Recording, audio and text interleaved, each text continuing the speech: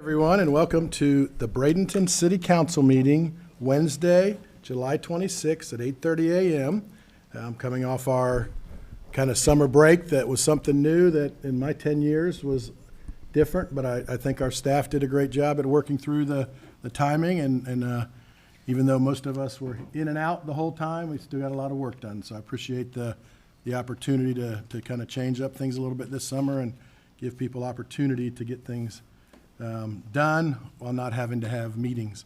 So we appreciate that. And at this time, we will ask for the invocation by Vice Mayor Jane Coker. If everyone would please stand. Followed by our pledge. Yeah. Okay. I was recently at a meeting that was opened with prayer by our Honorable Representative Will Robinson, and I was so impressed by it. I did reach out to him to get it, so I have to give him credit for this. Almighty God, we pray for strength, and you send us difficulties and burdens, and it is then we discover the carrying of this load makes us strong. Father God, we pray for wisdom, and you send us problems, and it is then we discover finding the solution to those problems develops wisdom.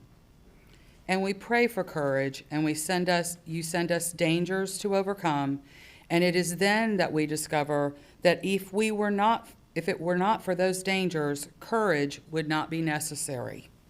We pray for prosperity, and you send us an economy that goes up and down, and it is only then that we have revealed to us real values and enduring treasures.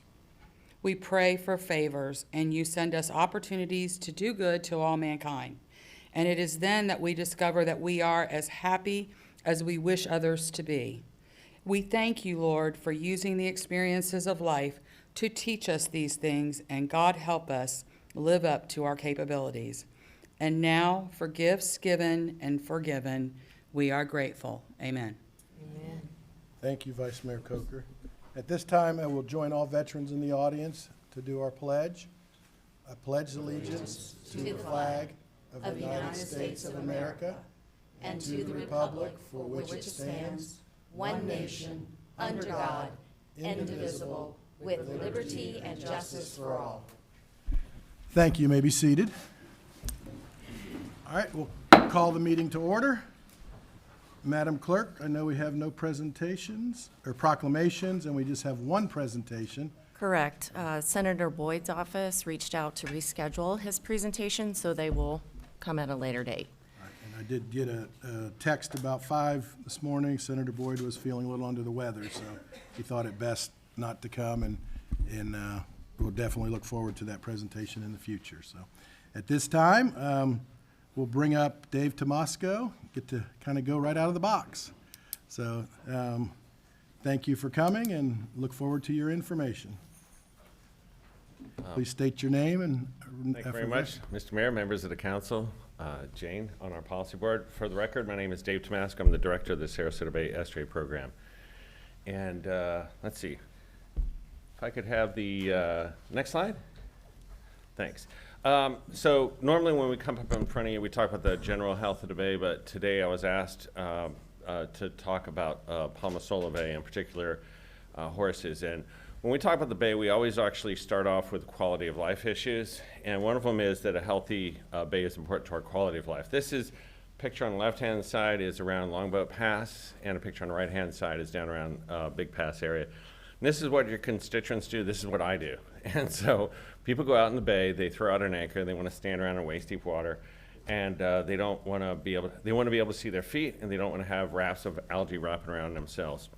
And that's the enjoyment part of being in the Bay. But also notice the picture on the left. If you're familiar with this area, it used to have a lot of seagrass there, and now it doesn't, because this is what people do. People damage the Bay by enjoying the Bay. They just do. And this is an activity that people undertake every single weekend. And we're not against that at all. The Sarasota Bay Estuary Program is for access to the Bay, recreation on the Bay, realizing that people accessing, recreating on the Bay cause issues as well. Next one, please. We also know that the Bay is important to our economy. There's 20,000 jobs associated with Bay-related activities. The waiters and waitresses and bartenders and commercial fishing village at Cortez, recreational fishing guides, There's a property value uplift of $4 billion associated with proximity to the bay. So we understand the healthy bay is important to our economy. Next, please. And we also want to make sure that people understand when we talk about habitats and water quality and impacts, that they understand what we're talking about. So we're going to talk a little bit about seagrass. This is a picture of seagrass. This isn't sea oats. It's not marsh grass. This is stuff that grows underwater. And because it grows underwater, it's dependent upon good water clarity. And so the fish and crabs and shrimp that either you catch or you like to have someone else catch and bring it to you at a restaurant are dependent upon us protecting the types of habitats that we have in Sarasota Bay, because you can see a school of fish right there hanging around over this grass bed. Next, please. And habitats are important because our Florida wildlife heritage is dependent upon it. So over the last 2.5 years, we've lost 20 to 30% of our manatee population statewide. And I use this picture because it's the cutest thing in the world, and it'll generate people becoming marine biologists. But those manatees are being bottle fed because their mothers died, and they drowned because they starved to death because of lack of seagrass, because of poor water quality. So what we're trying to do is to balance out all these things, human use and water quality and Florida's natural systems, because we don't want to become the Indian River Lagoon. We don't want to have dead manatees more common than live manatees. So with that as a background, next please. Do horses pose a risk to the health of Palmasola Bay? I took these off of social media, and I gotta tell you, I'm not an expert on horses. I've been on a horse like 4 times in my life. So I don't know an awful lot about horses, but I do know how to look for impacts to the bay, and we're gonna talk about it, and we're gonna talk about it in 4 different categories, please. So one of them is nutrient enrichment. So everyone here in this audience and on this up here is going to go to the bathroom either today or one of the few days around here, hopefully. And we generate nutrients through our fecal material, through passing urine. We generate nutrients from fertilizing our lawns, not picking up after our dogs. For example, horses. Horse poop has nutrients in it. And we're going to look at whether or not there is a nutrient-related problem in Palmasola Bay.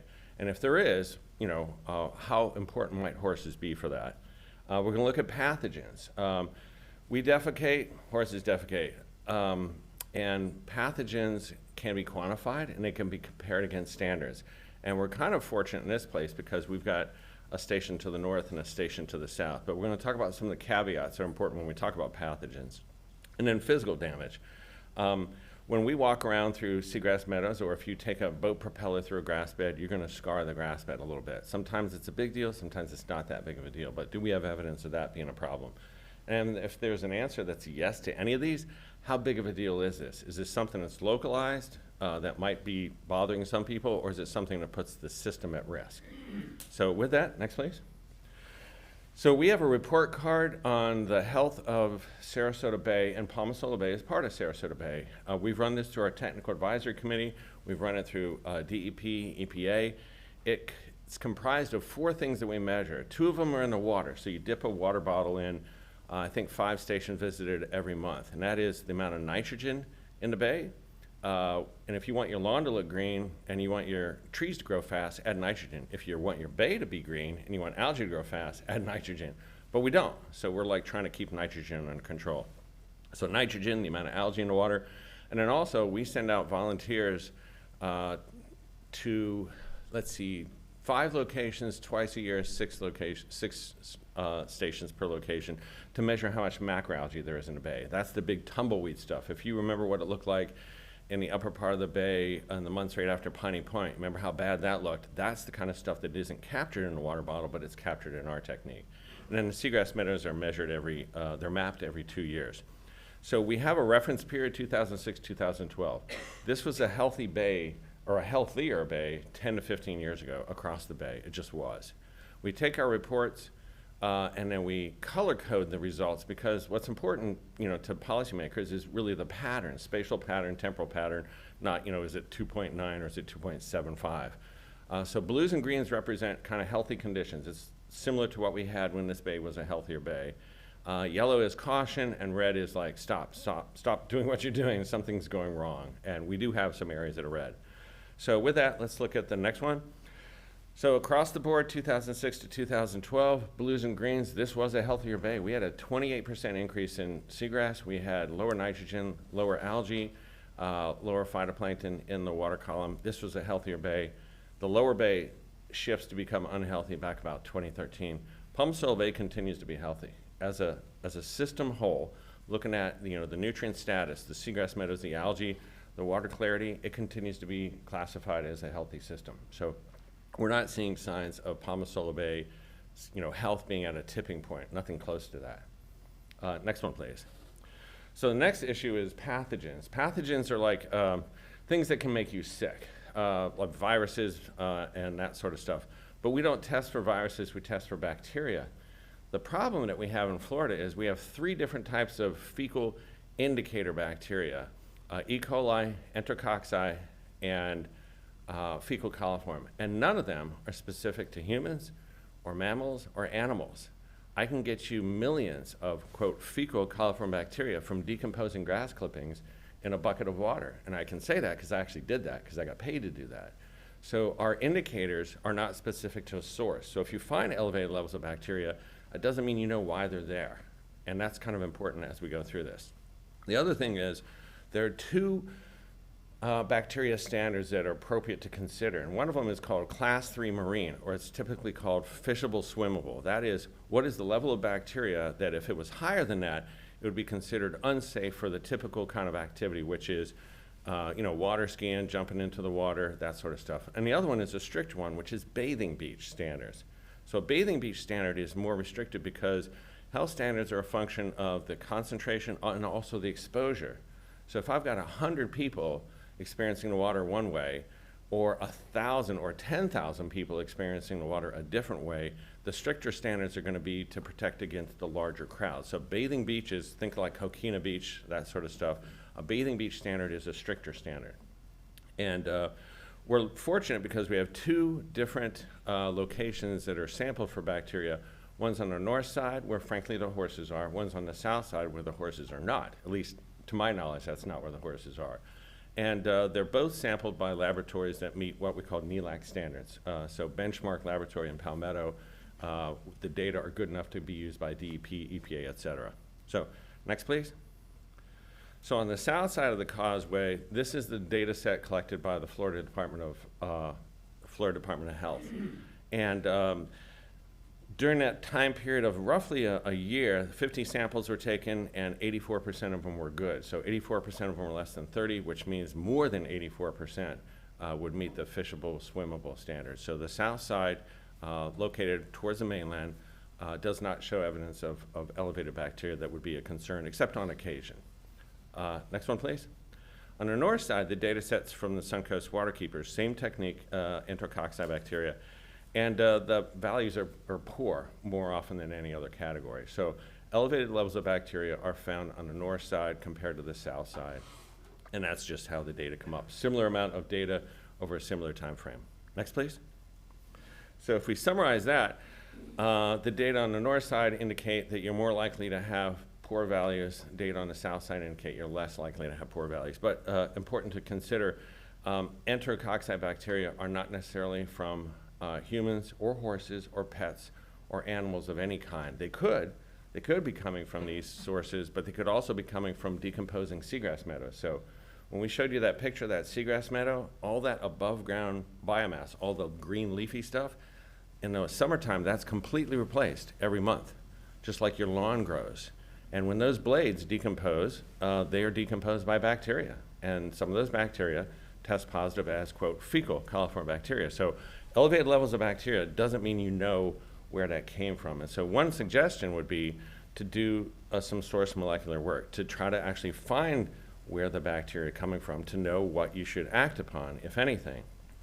If you do that pathway, it's important how you do that, because if I have 3,000 bacteria and one of them is due to a human, that's a lot different than 3,000 bacteria and 1,500 are from human activity. So there's a quantitative way to do this, not just a qualitative way to do that. And that would be, I think, probably good sense. The last one is physical damage. I don't know a lot about horses. I just tell you right now, I've been on them like 4 times. But horses weigh something like 1,000, 2,000 pounds, so they're kind of heavy. But also it's important to note that when horses are in water, they have buoyancy. I mean, aircraft carriers float, right? So they float for a reason because of Archimedes' principle. And so a submerged horse will have some of its weight offset by, the buoyancy of being in the water. But still, the potential exists for trampling of seagrass meadows and a direct physical impact. So is there evidence of such? Next, please. And yeah, there does. Apologize if it doesn't show up that well, but you can look in Google Earth. Google Earth actually has an ability to look at different photos in different years. So some years aren't going to show up very well, so just look for a year that shows up pretty well. But what you see is this kind of pattern, this kind of circular pattern. I'm not sure what people do on the horse tours, but it looks like maybe they go in, deeper water, shallower water, kind of looping. And then there looks to be a north-south trail that shows up. Next, please. A little bit closer up, you can see a little bit more evidence of that kind of physical damage, like a little path that's gone through that area. That doesn't mean the seagrass meadows are dead. It just means that there's a signature that shows up in the photographs. Next. But then again, we want to point out that that's not the only, physical impact. So this is south of the causeway, and there's no damage to seagrass meadows from horses there because there's no seagrass because we've dredged it out. So it's important to keep in mind that, we've been doing a lot of things to actually physically damage these kind of habitats. And horses are causing a trail. Yeah, that's true, but there's a lot of boat propeller scars there as well, and there's a lot of propeller scars all throughout the bay. But that pattern in Palmasola Bay, I've not seen it in anywhere else. Next, please. So overall, I think the key thing is we're trying to be focused on the forest, right? So, is there a localized impact? Probably, but the overall health of the bay is that it continues to be healthy, and it's actually, the reason why it's healthy is kind of something we can learn from. So why is this place doing so much better than Little Sarasota Bay and Blackbird Bay? And I think that's something the city of Bradenton and Manatee County should be proud of. But is there evidence of an impact on horses? Pathogens are higher on the north side, but we don't know exactly why. Maybe it's become the horses. Maybe it's because that's where the seagrass blades blow up, cross, and kind of get caught in that little corner there on that side. We don't know. More sophisticated techniques might make sense, but before you spend money on that or before someone else spends money on it, make sure it's a quantitative, not a qualitative assessment. The physical impacts appear likely, but it's not as if it's the only impact to our horse. And so frankly, would removing the horses reduce some of these issues? Yeah, probably in a local sense, but the bay remains healthy. And honestly, if this wasn't brought up, we wouldn't bring it up. It just doesn't appear that the bay is in any kind of tipping point or close to it. And with that, last one is if you want more details on our program, point your phone camera at the QR code and you'll be taken right away to our management plan as an ArcGIS story map for a lot of information. And with that, I'm ready for any questions you might have. All right, thank you, Mr. Tomasco. One of the things that I just want to kind of synopsize what I've seen and lived here my whole life. We know that when that bridge was put in the center, it was originally planned to have a bridge at each end by DOT because the flow on the north side is not there. So there is no way to recycle that water like it should be, but DOT, whatever reason, monetary or what, decided to put one bridge. Yeah. So when you look at it, and again, you and I have talked a lot, I've visited out there a lot, I drive by it a lot, I've swam in it in my younger years, lost my first wedding ring while skiing in it. Of course, that's my wife gives me a, where's your wedding ring? And it's like, oh, where it's gone, but we had gone skiing in it years ago. But the north side, because of a lot of reasons, is higher that we think. You had mentioned something to me that, and showed the houses along there. When they mow, if they just blow their grass into it, that is not a good thing. Yeah, that can get you bacteria by itself. The jet skis are not a good thing. The boats are not a good thing. The people swimming with certain suntan oil on them is not a good thing. People going in there and underwater and going to the bathroom is not a good thing, which we know those are all things that happen. So for If most. you're standing around for 4 hours drinking beer at a sandbar, you're going to be peeing in the water. Yeah, so, I mean, you said it, I implied it, so, but, it's one of those things that to me, to pick on one individual in the healthiest bay in Sarasota Bay is a hard thing to do, because we're not picking on others, and probably when you showed the south side, I was more surprised at where the channel is for people coming out of all of those houses. And there's a marina Yeah. off of Palmasola Bay. So I think to just say it's one thing. Now, is there ways we can try to fix all the things and educate? Because those houses along there, I would bet you they all fertilize their grass because it looks great. I'll bet you that they all use their boats off their docks, so we've got to really look at the overall picture and make a decision and not just isolate one. But if there is situations, code enforcement needs to make sure that we're abiding by those situations, and we've talked about that. We have done some things through our administration with the code enforcement, and we're talking about going to having code enforcement on the weekend and different things. So there's a lot of options that we can try to continue to grow and make our bay, now being the healthiest, continue to even grow it more healthy and, work with that. So, council, questions? Concerns? I mean, this is more of a presentation, and I think that, we appreciate. One of the things that I'd like to thank you, I served on it before you on the Sarasota Bay for several years, and, our previous administrator did a great job, and I'm really impressed. I'm not sad that I'm not sitting with you because of a lot of other options, but I would like to thank you, and I think that, you give the facts, because facts matter, and I've said this to our reporter many times. Print the news, don't make the news, and that's an important thing to do. Print the truth, and then we all have to make decisions, so. But we tend to we start off with the big picture. So there's a lot of folks who have a lot of concerns about a lot of different activities. And so, we don't start off with someone says this is an issue, whether it's septic tanks or whether it's reclaimed water or whatever. We start off with what is the overall health of the system. And when we look at the overall health of the system in Palmasola Bay, it continues to show up. I mean, I go in that system as well. I mean, I've snorkeled in it. We've actually shot underwater videos in it and all that sort of stuff. So it might surprise people that it's healthy, but it's the #1 dolphin nursery in all of Sarasota Bay because it's shallow enough that dolphins can kind of hide their young from bull sharks, which like to take young dolphins. It is either #1 or #2 in terms of the number of fish catch per unit effort. So it continues to be a healthy system from all our metrics. And so that's where we start. So we're not going to go and try to say that something is a problem if the overall data indicate that it's a fairly healthy system, because everything we do is going to be a problem. Everything that I'm going to do this weekend is going to be damaging to the bay in some way. And I think we look at, kind of throughout the whole county, because everything flows through that. And what the county has done with Robertson Preserve has been a great thing, and that's kind of downstream from us. So if there was issues, that could show up, and it's not showing up there either, worse. And then, of course, when it gets into the Manatee River, it's the Tampa Bay estuary. So we're I almost wish that was us, but maybe you don't for more. And you've got an AWT wastewater treatment plant. So, Right. I mean, you've had issues, some of the discharges, we all know that, but you've got an AWT wastewater treatment plant, not everyone has that. Right. So we're working. So I saw Ms. Barnaby first, and then Ms. Coachman, and then Mr. Perry. Okay. Okay, all right. All right, Ms. Barnaby? I don't have a pink card. Anymore. Well, I'll share mine. Thank you for being here. I think it's important to learn the facts. And I, at one point, served on the estuary board, and man, did I learn science.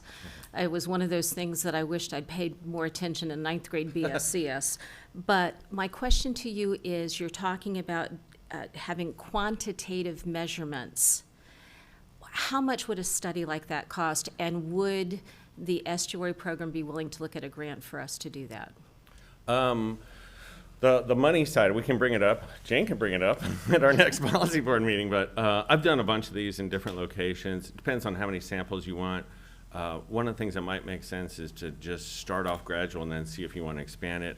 But a couple $1,000s, but what you want to stay away from is there are different techniques. Right now, we don't know where the bacteria come from, but there are techniques that are just kind of like someone pushes it out the door pretty quickly, and they'll say, oh, I found a hit. It looks at DNA sequences, and it'll say, I found a hit from a gene that can only come from a horse.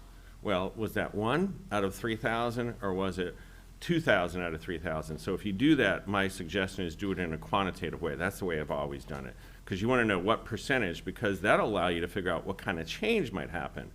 So if you do find that horses are part of that bacteria load, but if it's like a 1% hit, then you can get rid of it and you won't change the bacteria levels. So you want to know like a quantitative assessment. We can work with you guys to help figure that out. On the money side, Jane can bring it up and we'll go from there. Well, and we are currently in our budget, Oh, yeah. putting our budget together, and if you're talking about under $10,000. Oh, easy, yeah. That might be something that we would like to look at. In my conversation with our city administrator, I talked about, is the causeway something that we might want to look at strategically and decide what is it that we want it to look like? What are the activities that are acceptable? And what things would we prefer not to have out there? For me, one of the things, because some food truck operators are very good with their waste product and their oil, that sort of thing, but others aren't. I would not like to see a lot of food trucks out on the causeway because of the concern of something happening environmentally. But Mr. Perry and I were talking about it in like a holistic approach, looking at it strategically and looking at the water, looking at the beach, looking at the parking, looking at the vegetation that's currently there. What do we really want that area to look like, and what activities do we feel are appropriate for it? And that might be something that we do in a workshop, and again, we're working on our budget now, so that might make some sense at that point. Thank you. One of the things that you had showed the last 12 months from a Waterkeepers study, do we have previous year cycles back 5 years? Because if we did, we'd be able to see if it was, just by past history, if it was lower or higher, and then we'd be able to look at when things started. Obviously, we know jet ski companies, because of the island eliminating them, have migrated to there. So there's issues we're dealing with how they get in the water. And we've had to change some posting and because they removed, barriers and just backing right up on the beach. So we're working through that system also. And so is that something that we would just have to be able to look at? I believe, I'm not positive, but I review the Waterkeepers data every week. And if you're on the emails, I'm always responding to them every time. And I don't believe it goes back that far. I don't know that for certain, but I believe it's a fairly recent addition to what they do. But would we have them? You don't have, Sarasota the Bay? long-term data set for bacteria is on the south side, not the north side. Right.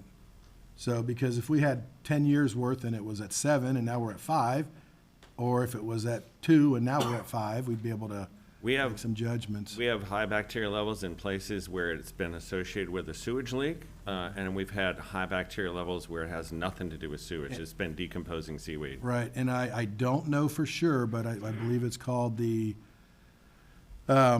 Cedar Hammock Creek that comes through there, and I believe that releases on the north side. I always get Cedar Hammock Creek and Palmasola Creek Right, mixed yeah. up. I think Palmasola Creek is on the south and Cedar Hammock, I think, is It's on on the north side, and we know that there's some things that we've done upstream in that with the county, with Keep Manatee Beautiful, to try to keep trash and debris, which, could cause a lot of that because it all starts somewhere southeast of DeSoto Square Mall.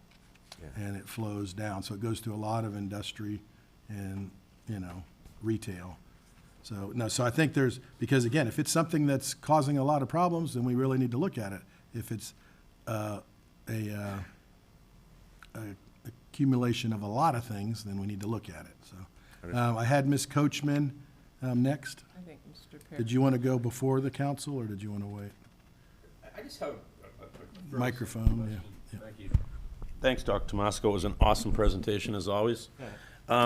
I just had a couple questions about, and I think you answered some of them regarding the data sets that come in from Waterkeepers on the north side and the data sets that you have derived showing about, I think, 84% fairly clean on the south side, and I was wondering why you guys don't test the north side as well, and if Waterkeepers was partially answered, that they have a one-year set of data, which probably has less of a certain value than a longitudinal multi-year set of data. Can you just comment on that a little So bit? I'm not sure how far back the Waterkeeper's bacteria data set is. I'm pretty sure it's more than a year, but I don't know if it's 5 years. Okay. But they actually were picking locations that weren't being sampled by other people. So DOH was sampling on the south side. They're like, hey, let's sample on the north side. So they were trying to fill in data gaps, and that's the reason why I think they're sampling that location. They don't go out looking for horses. They don't go out there like when the horses are out there. They have they have a regularly scheduled sampling effort. So they're not trying to find this, they just have found this. So you feel generally comfortable that their testing protocols at least are reasonably acceptable within the scientific standard? Yeah, I mean, Abby Turner's a PhD. And I'm not suggesting they're not, I was just Yeah. wondering about that The information. lab is a great lab. We use them all the time. Abby Turner is a great director. So yeah, I'm pretty confident that those are good numbers. Okay, and then the qualitative versus quantitative, I mean, the short version of that is we can do assessment that'll show us certain levels of data sets and draw conclusions qualitatively about the health of certain things about bacterial and seagrass levels and the like. But when we get to quantitative, that really has more to do with cause and effect. If you do more of one thing, it could be related to rising one of those levels or decreasing it and the like, right? Yeah, so I mean, if you find you got 3,000 bacteria units and you do what's called a qualitative hit, they could say, horses, I picked up the DNA that is from horses. And that could be, fecal material that actually was in the water, or it could be fecal material that went down into the sediments that gave rise to a bacteria population that came up in the water. But if you had one hit, then you can get rid of that source and it's not going to make a difference. But, so you want to basically know what percentage of the bacteria can I attribute to things like horses, because that kind of would let you know whether or not you would expect to see a difference if you acted upon that. If it was like 1%, you could get rid of them and you're not going to tell the difference. If it was like 70% of the bacteria could be traced back to DNA indicating the horses, then you might be able to make a difference on the bacteria levels. So that's what I would suggest. If you're going to do it the right way. No, that's perfect, and that's what I expected you to say. So then, I don't want to put words in your mouth, but generally speaking, without doing quantitative analysis, it's difficult to identify the source as the cause of the problem. Yeah, I mean, I've worked in the private sector half my career, and this is the big question that comes up all the time, septic tanks. And so we had a big study down in Captiva where we had very high levels of bacteria in the nearshore areas where there are a lot of septic tanks. But we sampled the groundwater and we didn't find bacteria. So where in the world was that coming from? It was coming from decomposing seaweed. And state of Florida's standards just have not, they're not as linked as tightly to the science as you might expect. And so elevated bacteria doesn't mean that it's safe, but it doesn't mean that you know what to act upon to make it safe. Okay, so just to summarize and close this out, you can't say beyond any type of scientific standard that the horses are the source of the elevated bacteria. I don't know that at all. Thank you. Ms. Coachman? Thank you. I think I'm echoing really what has already been asked, because that was my question in terms of let's do some deeper testing. And I think you may have referred to it as source molecular. Yeah, and I kind of use that as like a shortcut. Because it sounds like you're Yeah. trying to find the source. Using So, molecular and a techniques. test like that would give you the percentage and quantitatively how it's going. Scientifically, and I'm no scientist by any stretch of the imagination, but when we have regulations, a lot of times, it meets regulation, and that doesn't necessarily mean it's super great for us. Yeah. But I really do hope that maybe we could have a deeper dive in it and maybe a workshop.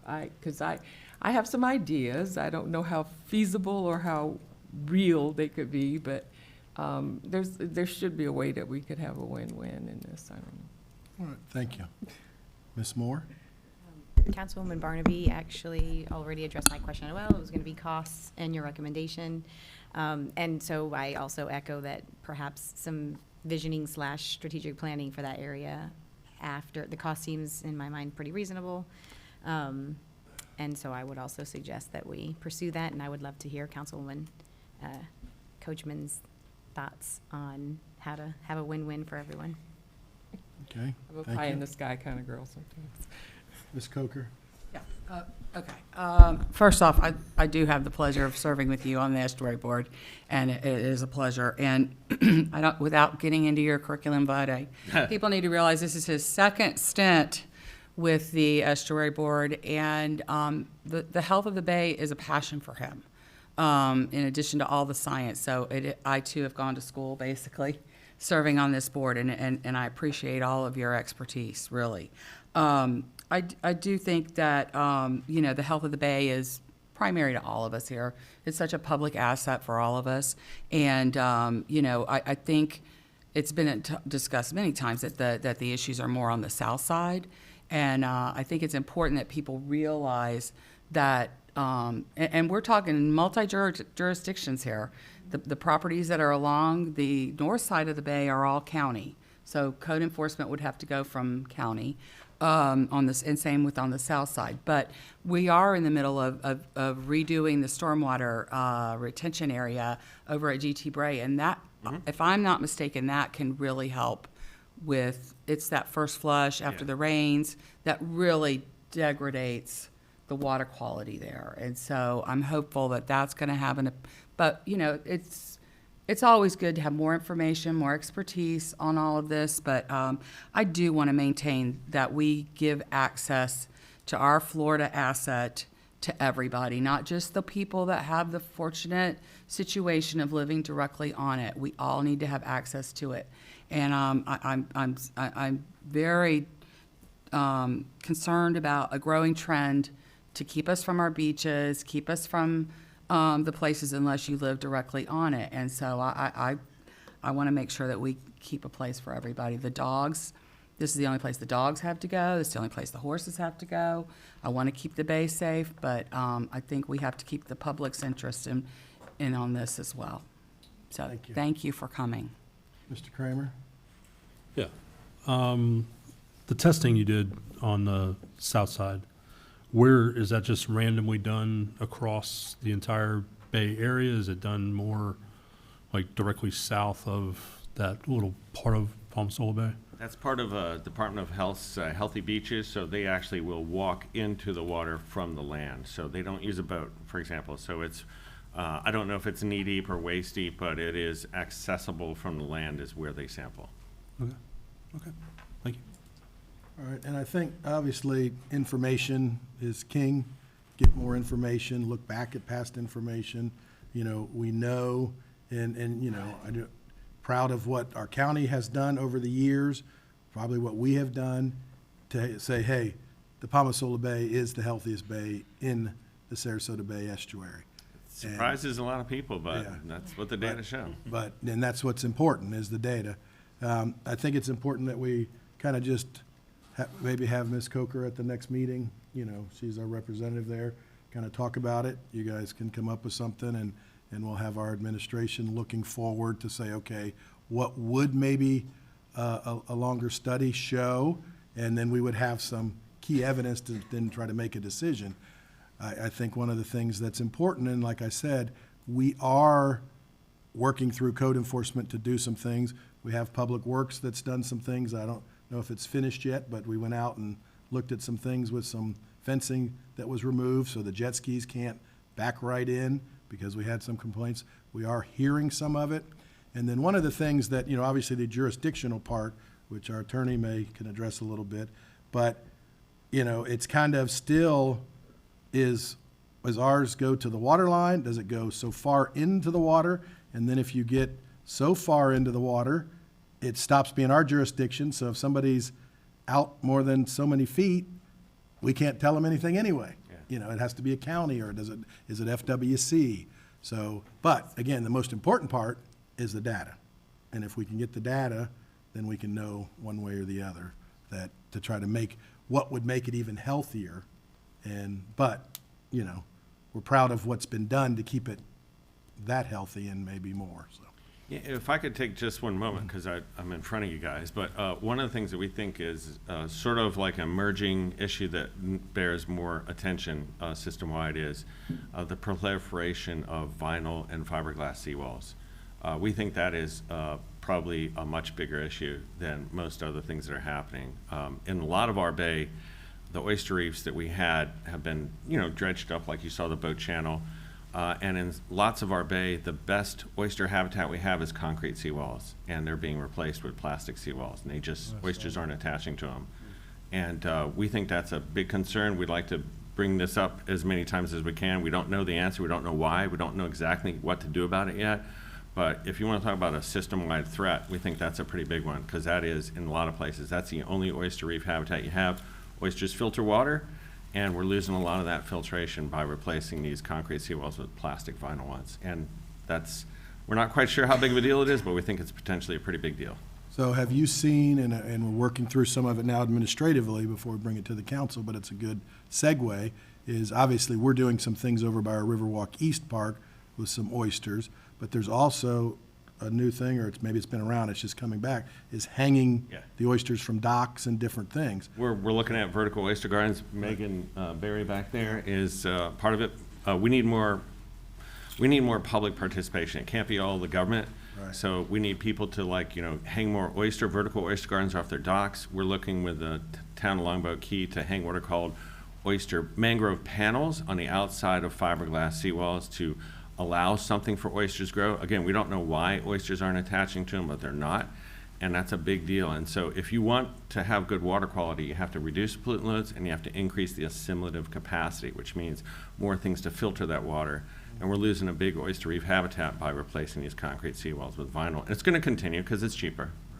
So I would maybe task, again, Ms. Coker to work with the board on that part of it too, and try to bring that back to our city and anywhere we can get them that, would make it, because even if you put one on a dock somewhere, that can grow into two, that, that we can get it working. So, because there is a push out there for that right now. If I might say, and I have brought this up before, if you go to the website for the Estuary Bay, they've got either instructions or they'll give you Yeah. I don't remember what all, but you can find out about those. I think the more we push that information out, drive them to the website, you got good information there and talks about all But that. also maybe where if we can work with a group that's contacted us, plus Sarasota Bay, because again, I think we're gonna have to work with Tampa Bay and Sarasota Bay because of the river. Right. And the river would probably have an opportunity, and so push that out. Okay. We work in the river all the time anyway. I know. You gotta do it, so. Well, I appreciate it, great comments, and we'll keep moving forward. Thank you. Thank you for your presentation, taking your time. All right, at this time, we're at citizen comment. Citizen comment will be accepted during the citizen comment portion of the meeting on any non-agenda item, future agenda items, or topic of relevance to the city. Comments will be accepted on the public hearings at the appropriate time. So at this time, I'd like to call up Wiley Green. Please state your name and address for the record, and you'll have 3 minutes. Good morning, Mr. Green. Good morning, Your Honor, sir. We thank God for another day, and thank you for allowing me to be here. Thank you for that presentation, but you have two very important keys that you have worked with Mayor Evers and Mayor Poston. This been going on 30 years or more about what we just discussed and heard. So if you can get with them, they may have some data as well to save Ms. Coker a lot of time, and hopefully it's been recorded. So, and it's the same thing like the gentleman said, there hasn't been no horses. In my area, and probably some other areas, but it seemed like Ward 3 is getting neglected on roads and streets. Particularly this particular port, 2400 block of 25th Avenue Drive, we just can't seem to get a date when we're gonna get repaving in that area. I talked to my council person and others, and it's been an ongoing thing for the last 10 years for me. They'll patch it, and like I told my council person, it's 100 patches just in that one block. We got rain predicted for 3 days coming up, and I'm quite sure we'll be going through the same thing again. And with the city outsourcing a lot of manpower, we just not getting it done. So that's all I would like to see, a date. Like it could be in Ward 1 and Ward 2. Streets are smooth and always in great shape. So also, I'd like to have hats off to you and Jim, Public Works, for the great job that you did for Cabot White. I really appreciated that, and worked with the young man about 20-some years, so hats off to you. And hats off to a lot more of your council persons. Hopefully, we can get some of your section managers and superintendents to respond to my calls and others. I won't have to be bothering you guys as much, and you know what I'm talking about the last time we had a chat, and so you know I do be following the protocol, but it just seemed like it always had to end up here, so hopefully in the future it won't have to, and those guys respond to the call and give Jim a break. He's a nice man, and I worked with him on several occasions, and I'm still waiting on you guys to get my pet project, and you know what that is. I'm not gonna bring that up, but you know what that is. Thank you again. Thank you, Mr. Thank Green. you always. Next, we have Carmen Hanson. Please come forward, state your name and address for the record, and you'll have 3 minutes.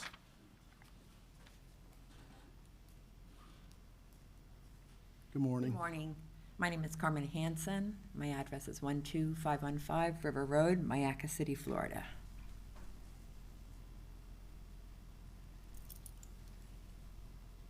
Your Honorable Mayor Jane Brown and City Council, as you probably are aware, there are a few citizens that are trying to get the horses banned from Palmasola Bay by spreading false facts to anyone that will listen and wasting valuable City Council's time and taxpayers' hard-earned money.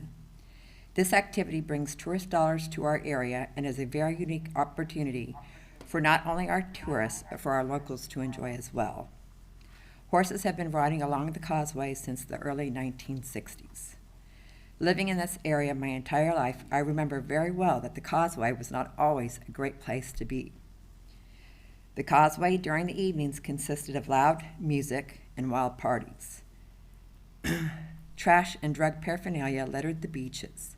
Since the presence of the horses, the causeway has become a clean, safe, and fun area to be enjoyed by all. My staff start every morning walking the causeway, picking up litter, and end their shift by also removing the trash and any and all horse manure that's left. They rake the area as well as sweep the sidewalks. We are making sure to go above and beyond to do our very best to present the causeway as a beautiful asset to our area, not just a piece of land on the side of the highway. I would love to even adopt the road that runs along the causeway. The horse businesses have come together after every holiday to pick up and remove all the trash that the two-legged animals leave behind.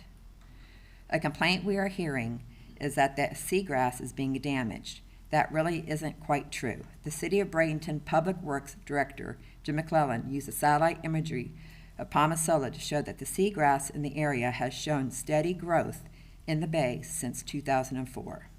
We have actually never seen the water as clear and clean as we have the last few years. The no swim advisories that are issued on the south side are consistent with June, July, the high heat, and the beginning of rainy season. The horses business, the busiest time of our year is spring break. If the horses were causing the no swim advisories, wouldn't we see it then? Another complaint we're hearing is that the horses are giving swimmers ringworm. That really isn't true either. If you Google ringworm and beaches, ringworm can be present at any beaches. Our horses do not have ringworm, nor any of my staff who are in the water 4 days a week have open lesions or ringworm. Please help our citizens, small business owners, by not taking our rights away. This is the only horse area we have to ride, and we all cherish the opportunity to be able to horseback ride and take the horses into the bay. Thank you for your attention in this matter. We would really appreciate it. Thank you, Ms. Hanson. Next, we have Mike Meehan.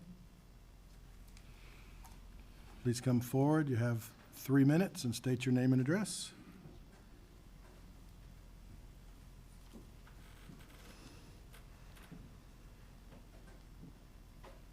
Mayor, this is a little packet I Okay, just give it to the clerk, please. But just give it to her and she'll get it to us. Okay. Thank you. Mike Meehan. I've been picking up litter on the causeway for the last 8 years. I don't know how many thousands of pounds of debris I've picked up, but it's probably a truckload or two. I have a different point of view about the horses. I would just like to ask the question, what are the citizens that use the North and South Palmasola Bay doing with their usage of that bay? And when you drive down Manatee Avenue and the causeway toward the islands, where are most of the cars and where are most of the people? They're not on the north side. They're on the south side. Why are they on the south side? Well, maybe they don't want to be threatened by the horses tromping up and down the beach. They're getting in the way of all the other users on the north side. If you're a sunbather, if you're a beachcomber, if you're a paddleboarder, you're a fisherman, windsurfer, sunbather, the horses are in your way, and you cannot feel comfortable trying to relax on the north side of the bay because the horses are there all the time. They're there during the daylight hours, all day long, 7 days a week. So I would say look at the anecdotal evidence of the users of the bay, where are they going, and why are they going to the south side as opposed to the north side. And I applaud the idea of taking a closer look at the source of the pathogens. What's different between the north and the south side? Well, everybody mows their lawn on both sides of the bay, so that's going to be some kind of a pathogen load coming from that. Most of the ski companies, the jet skis, are on the south side. So even with that extra load from the jet skis, the water quality measurements are higher on the south side than they are on the north side. If you had told me that 67% of the water on the north side is poor quality or moderate quality, would I go swimming in that water? No, I would not. So you can hear the arguments about the horses and how they're good for tourism, but the reality is the citizens of Manatee County are not using the north side. They are using the south side. And I have seen that during the entire 8 years that I've been picking up trash and debris from the north and south sides. Thank you. Thank you, Mr. Meehan. Next, we have Mercedes, is it Pages?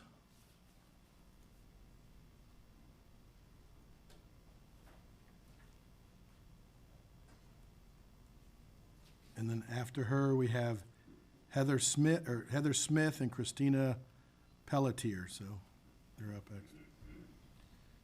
Thank you.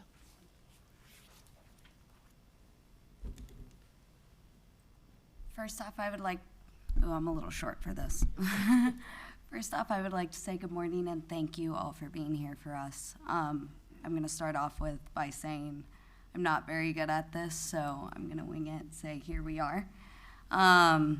My biggest thing that I would like to talk, and I'm going to start off with, my first name is Mercedes Pages. My address is 9943 Wauchula Road, Mayac City, Florida. My biggest thing about the horses and being a company owner of 1 year now is what therapy does for people, not only our locals, and how many years I've been out on the causeway and how many people we see in and out of how we've made relationships with these people that we see every single day, and how many, not just kids, but I mean, everybody coming from out of state, our tourists, our locals, everything, what horses do as far as therapy goes to the human public. You can start anywhere from veterans, recovering addicts, kids with cancer, what we serve as far as horse owners go. I mean, growing up throughout the years, I have noticed how many kids look up to people with horses and how it, in the sense, makes equine something to dedicate towards, when it's one of those things like, not that long ago, Florida Beach Horses did a Make-A-Wish Foundation and did a Make-A-Wish ride for a little girl who had, cancer and that's the only thing that she wanted to do was ride a horse on the beach. And not only that, but not very many of us know this, but we are the only area in the United States, Bradenton, Florida, Anna Maria Island, that presents people that can ride and swim with horses in the water. That's a big thing for us here. That's something that nobody else has. And my thing is when it comes to people saying horses are in the way and stuff like that, we do whatever it takes. We do once a month beach cleanups out there to clean up all the trash for everyone. I mean, in the morning when I get there, that's the first thing that I do, And when it comes to people laying out on the beach and stuff like that, if anything, when we're walking by, all the little kids come up and pet our horses. Everyone's coming to see the horses here. So I'd just like to share that in a sense that the horses are very much therapy for people. I mean, they have been for me my whole life. My whole life, I was around my horses in a barn. Thank you. Thank you. Have a good day. Next, it says Heather Smith and Christina Pelletier.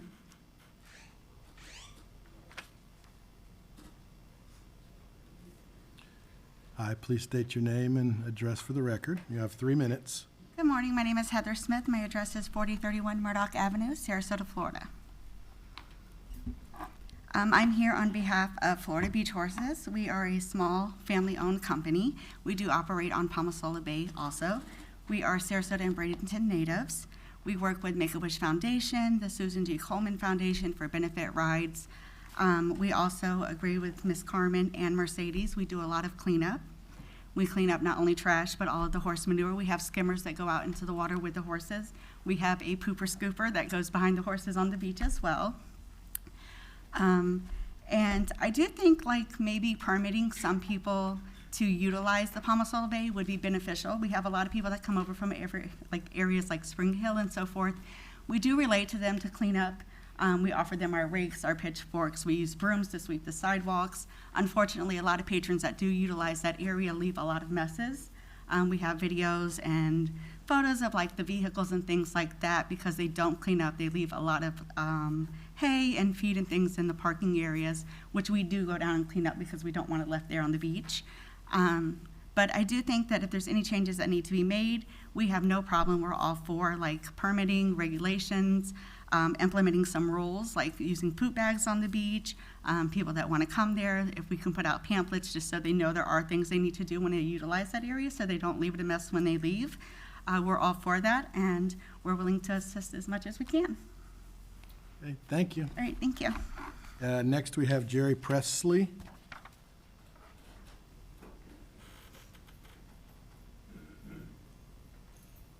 Please state your name and address, and you have 3 minutes for the record. Thank you, Mayor. My name is Jerry Presley. I am the President and Chief Municipal Contracts Officer for Metropolitan Systems and Creative Outdoor Advertising of America, Incorporated. The address is 8875 Hidden River Parkway, Suite 300, Tampa, Florida, 33637. I'm coming to you today to talk to you about item 8C, which is the bus bench program here in the city. I learned that you guys had placed on your agenda today an item discussing these benches, and it was a bit shocking to me because I've been actively working with the city since 2019 regarding the bus bench program, and this is the first time that I've heard any of the issues that's been reported specifically in this letter or about any issues that were raised prior in 2016 per the letter. It is a little disconcerting because from our perspective, I've been overseeing this project specifically since 2019, and since 2019 we have annually conducted sweeps of the city throughout the months of August and September, making sure that every single bench has had fresh new boards attached to it every year, including seat boards and backboards, and making sure that the infrastructure is painted and kept in the best condition that we can possible.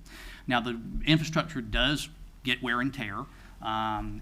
Board gets broken by people that are misusing the infrastructure. Sometimes the boards rot, they dry out because of the extreme weather conditions that we have. We have a lot of rain, followed by immediately by a lot of heat, particularly in the summertime, that causes a lot of swelling and shrinking of the infrastructure. Sometimes the advertising comes loose with the screws and that types of stuff. But we service this infrastructure regularly. And when I mean regularly, every 30 days, we service this infrastructure. We have our staff come here, maintain it, and take care of it.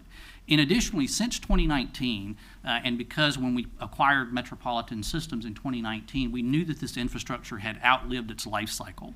And since that time, we have been proposing to the city to modernize that infrastructure and replace the old concrete and wood benches with nice new modern metal units.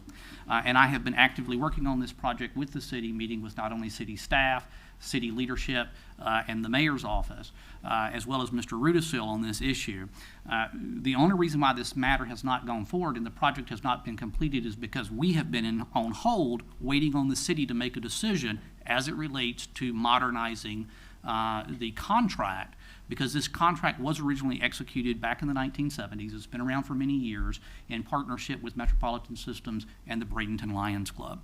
When we acquired Metropolitan Systems, we made it a point to come in and meet with each of the municipal governments, let them know about our municipal modernization projects for the benches, and also as a part of that, we offered to modernize the contract so that you guys could have new modern terms that are more applicable to what is occurring from a regulatory perspective with this type of infrastructure. And since that time, there's been no action taken by the city. So this is a bit surprising to us for us to get notification. Thank you, sir. That we've taken no action. All right, I have no other cards. Any comments on anything from the council? At this time. All right, we'll move forward to consent agenda. Mrs. Melton? Staff is requesting approval of items A through Z today. All right, the chair will entertain a motion. I'll make a motion to approve. I'll second it. Second. Any discussion? I just had a quick question about I'm sorry. Yes. And I think it's for Mr. Rudisil, the fee percent. Hold on. I'm sorry. Do you want to remove it from the, it's not that this isn't the time to ask question about it. Okay. You'd have to remove it, we'd vote on the rest, and then, Gotcha. so, Be done in a discussion? no, but we have to remove it. We got a motion to approve, so we need to remove the entire agenda, or we can remove one, approve what we want, and then discuss that individual. So you could do a friendly amendment to remove R. I will agree to It'll be amend. quick. Okay, friendly amendment to move R by Ms. Moore. Does the first and seconder agree to that? Okay. Yes. So we have a motion to approve consent agenda with a amendment to remove R for discussion by Mrs. Moore. So I have a motion and a second. We'll start the vote in Ward 4, Yes. 5, Yes. 1, Yes. 2, Yes. 3. Yes. So that motion carries unanimously. Now, Ms. Moore? The fee percentage is blank, and I just wondered if that was because we're just approving the form of the contract and that's to be negotiated, or if we just need to fill it in. I can tell you what page, 10. Right, and I'm not sure that I'm the right person to answer that. I mean, we create the form and it was blank because we didn't know what the negotiated fee percentage was at the time. So my assumption is that just needs to be inserted. It'd probably be good to get on the record at this meeting what it is if we know what that number is. Or are we just approving the form? I didn't, that's what I thought we were doing. Yeah, that's Mr. McClellan? Morning, Mayor and Council. Jim McClellan, Director of Public Works and Utilities. The contract, the percentage form that you're asking about is related to what will happen when they bring back a guaranteed maximum price for the construction. What we're approving at this point is the pre-construction phase services at the 77,000. When we come back with the final version that includes their overall construction management cost, part of the GMP, that will be brought before council. Okay. Okay, thank you. Jim, So, if I motion could- to approve our, okay, Scott. Just follow up, I think the question was, do we have a number for their percentage for the fee at this point? We have not negotiated that with them at this point. It is probably likely to be on the order of 1% of the construction costs, so that would be tied back to the guaranteed maximum price. But the council would get another Absolutely. vote to that. Absolutely. Right. Good, okay, perfect. All right, so motion to approve our, all right, is there a second? Second. All right, heard Ms. Coachman first, so start the vote in Ward 5, Yes. 1, Yes. 2, Yes. 3, Yes. and 4. Yes. All right, Madam Clerk? Next, under items 7A and B, those are quasi judicial, so I will administer the oath. Anyone wishing to address City Council during the following public hearings will please stand and raise your right hand. Do you swear or affirm that the factual statements and representations which you are about to present to this board will be truthful and accurate? Item 7A is the first reading and public hearing of Ordinance 4010.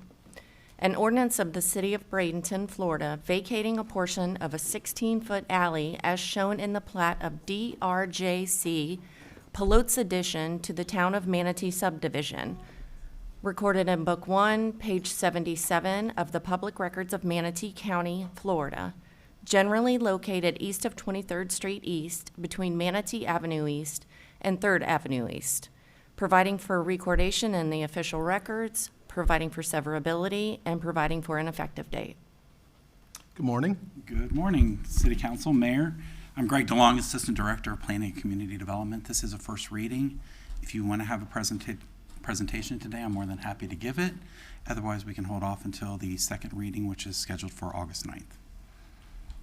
Any specific questions by any council? But we will have the presentation August 9th. Yes. Okay. All right, so we just need to do a date, or do we need to vote on this? The agenda indicates that it's a Public hearing. public hearing, so I assume we need to Just open it up. open it for the public hearing, okay. At this time, we'll open the public hearing for ordinance 4010, first reading. Is there anyone wishing to speak? Anyone wishing to speak? Anyone wishing to speak? Hearing none, we'll close the public hearing. And No actions needed, Mr. no Mayor. action other than setting the date for August 9th. Correct. Okay, so, thank you, done. Next. Next, we have ordinance 4012, first reading and also a public hearing. An ordinance of the City of Bradenton, Florida, providing for an amendment to the City of Bradenton Land Use Atlas, changing zoning from T5 Urban Center to SD Special District for properties located at 101 and 113 Fifth Avenue Drive East and a portion of 102 and the entirety of 120 Manatee Avenue East. More particularly described in attached Exhibit A, providing for applicability, providing for severability, and providing for an effective date. Same scenario. Same scenario. So is there any specific council comments yet, or we'll do it for the public hearing? Yes, ma'am. I might suggest that we entertain the presentation for this one, so that council has the benefit of the weeks until August 9 to formulate any questions or issues that this one might raise. Okay. Mr. Long, go ahead. I am more than happy. Yep. Again, this is Land Use Case 23.1880, is ordinance 4012. The applicant is Bill Galvano of Grimes Galvano. The owners are Vought Partners, Bradenton Center LLC, and the addresses were mentioned earlier in the parcels. The project is approximately 1.52 acres. It's currently zone T5. Proposed zoning district is SD. The future land use zoning is UCBD, which is Urban Central Business District. And the purpose of this request is to permit the construction of a new car wash. I'm going to warn you in advance, this is a kind of a wordy PowerPoint presentation that I typically don't like to put together, but there's a lot of information that I would like the public and for everyone to witness. So here is the location map of the proposed request. Here's just a quick summary. The current zoning, as we mentioned, is T5. The top part is kind of a summary of what the T5 definition is, but it talks about a general character of shops mixed with townhouses, larger apartment complexes, offices, workspace, things typically attached buildings. A more walkable environment is what it's really about. It's also about shallow setbacks. Frontage of buildings should have stoops, storefronts, and galleries, and typical building heights are 3 to 5 stories with some variation. Here is the zoning map of the area as we see it right now. The areas in crosshatch are the subject parcels. The UCBD district, which is part of the comprehensive plan, talks about establishing and defining and promoting and facilitating redevelopment and enhance the city's primary historical urban center.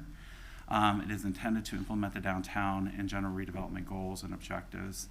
It talks about here also in the land use plan, offices, personal and professional services, commercial parks, entertainment, civic uses, typical things you see in the downtown area, restaurants, similar to what we're trying to do for our property here at City Hall in the future. It goes on and talks about the audit-oriented uses such as gas station, car washes, vehicle sales, auto repair, vehicle storage, and drive-throughs are prohibited unless located on US 301 or State Route 64, which are 5th Avenue or 6th Avenue, unless specifically authorized and approved by City Council pursuant to the provisions of the land use regulations.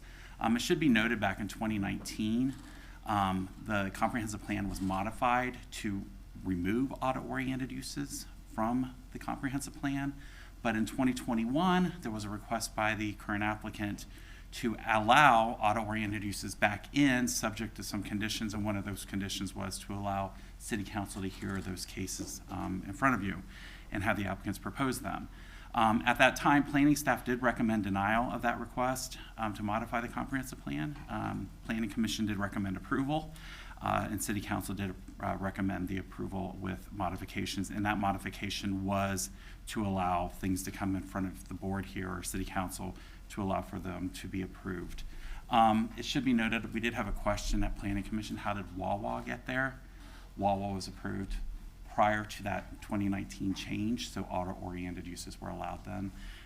They were approved in 2014. So here is the future land use map. As you can see right now, it is all UCBD, that walkable, pedestrian-friendly vision. The special district, which is what is being requested, is a district defined by an area that is intrinsic function, disposition, and configuration, cannot and should not conform to one or more of the normative community types or transect zones.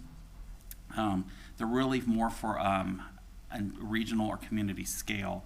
And one of the questions we pose at Planning Commission, does this request meet the intent of a regional or community scale? The form-based code under section 1.3 talks about the regulations, standards, and reviewing and approving all development orders, permits.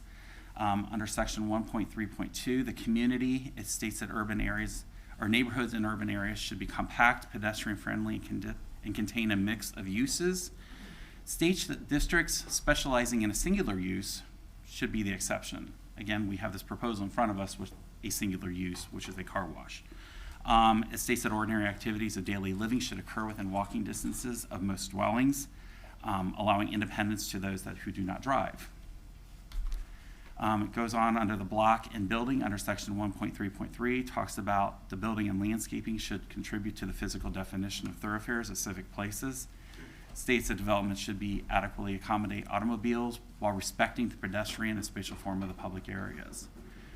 In summary, section 1.3, it's clear that the areas governed by the form-based code are meant to develop in compact ways that are safe and appealing to pedestrian modes of travel, meant to be developed to high architectural standards, and meant to be designed to disperse traffic and provide services within walking distances of residents. Again, the request is for a car wash on the subject parcel. Here is the form-based code tables. I did kind of blow up that area. As you can see over here in the T5, which is the current zoning, car washes are not marked as a special use or permitted. So SU is a special use, P is a permitted use. But with the request under an SD zoning district with the rezoning request, you can see car washes would be a permitted use in that subject zoning district, along with anything else that is also a P. Land use regulations under section 3.1.5, it's the criteria for making these designations. It talks about consistency with the comprehensive plan, that all land use atlas district assignments shall be consistent with the plan, including the future land use map and future land use element, goals, objectives, and policies. Under section 3.1.5.2, compatibility, it talks about assigning the land use atlas district shall promote the compatibility of adjacent land uses. Talks about under 3.5.1.3, adequate public facilities. Again, I told you this is awfully wordy PowerPoint, and I apologize, but I wanted to make sure that everything was put out in front of everyone so you had a good information in front of you to make the decision you need to make. Under section 3.1.5.4, talks about the public interest. It shall not conflict with the public interest and promote the public health, safety, and welfare of the community. Talks about under section 3.1.5.5, consistency with the land use regulations. Here is just a quick aerial. The source was Google on this one, just kind of showing the general vicinity of where the proposed rezoning and future car wash would be. The surrounding environment, as you know, coming down First Street or Tamiami Trail between Manatee and Avenue and Fifth Avenue, there is a divider down the middle of the road, so everything would have to go to a stoplight if you're turning left or going southbound. Otherwise, going northbound, you would have quicker access. To the north, you have a Starbucks with a drive-through. To the south, you have an existing Kentucky Fried Chicken with drive-through and also a vacant lot. East, you have a vacant office building and medical clinic. And to the west, CVS drugstore and the mixed-use development containing the lockup storage facility and Phoenix Salon. Mr. Long? Yes. CVS is now shuttered. Oh, okay. It's closed and the property's for sale. It's for sale. When we did this before, I forgot to update it. So here you have just a quick thing. This was submitted by the applicant. Here is their proposed layout. Here is the proposed elevations of the use. As you recall earlier, the T5 zoning districts talks about 3 to 5 story buildings. As you can see, this is a single story building. Here is just some photos that we took the day we were out there, looking east, looking northwest, looking west, and kind of looking to the southwest. In summary, it appears that the proposed request does not meet the intent of the special use zoning district, and primarily that is because it is a singular use. Also, based on the submitted application materials, as I mentioned, those singular use with the intent of the special district for redevelopment of a property or area that cannot conform to one or more of the normative community types or transect zoning districts. As of recently as 2021, a retail building and parking lot were in existence on the portion of the subject rezoning area. All adjacent land uses and most of those in the general vicinity of the subject properties are meeting the form-based code use types either as a permitted use or special use. So staff recommendation of case LU 23.1880 was for denial based on the intent of the form-based code's description of a special district not being met, the overall intent of the urban central business district future land use category not being met, and that the comprehensive plan states that car washes are prohibited unless approved by city council. Planning Commission did have a hearing on June 21st of 2023, and they did vote 4-1 to recommend the approval of the case with no stipulations. All right, so great presentation from the standpoint of the information.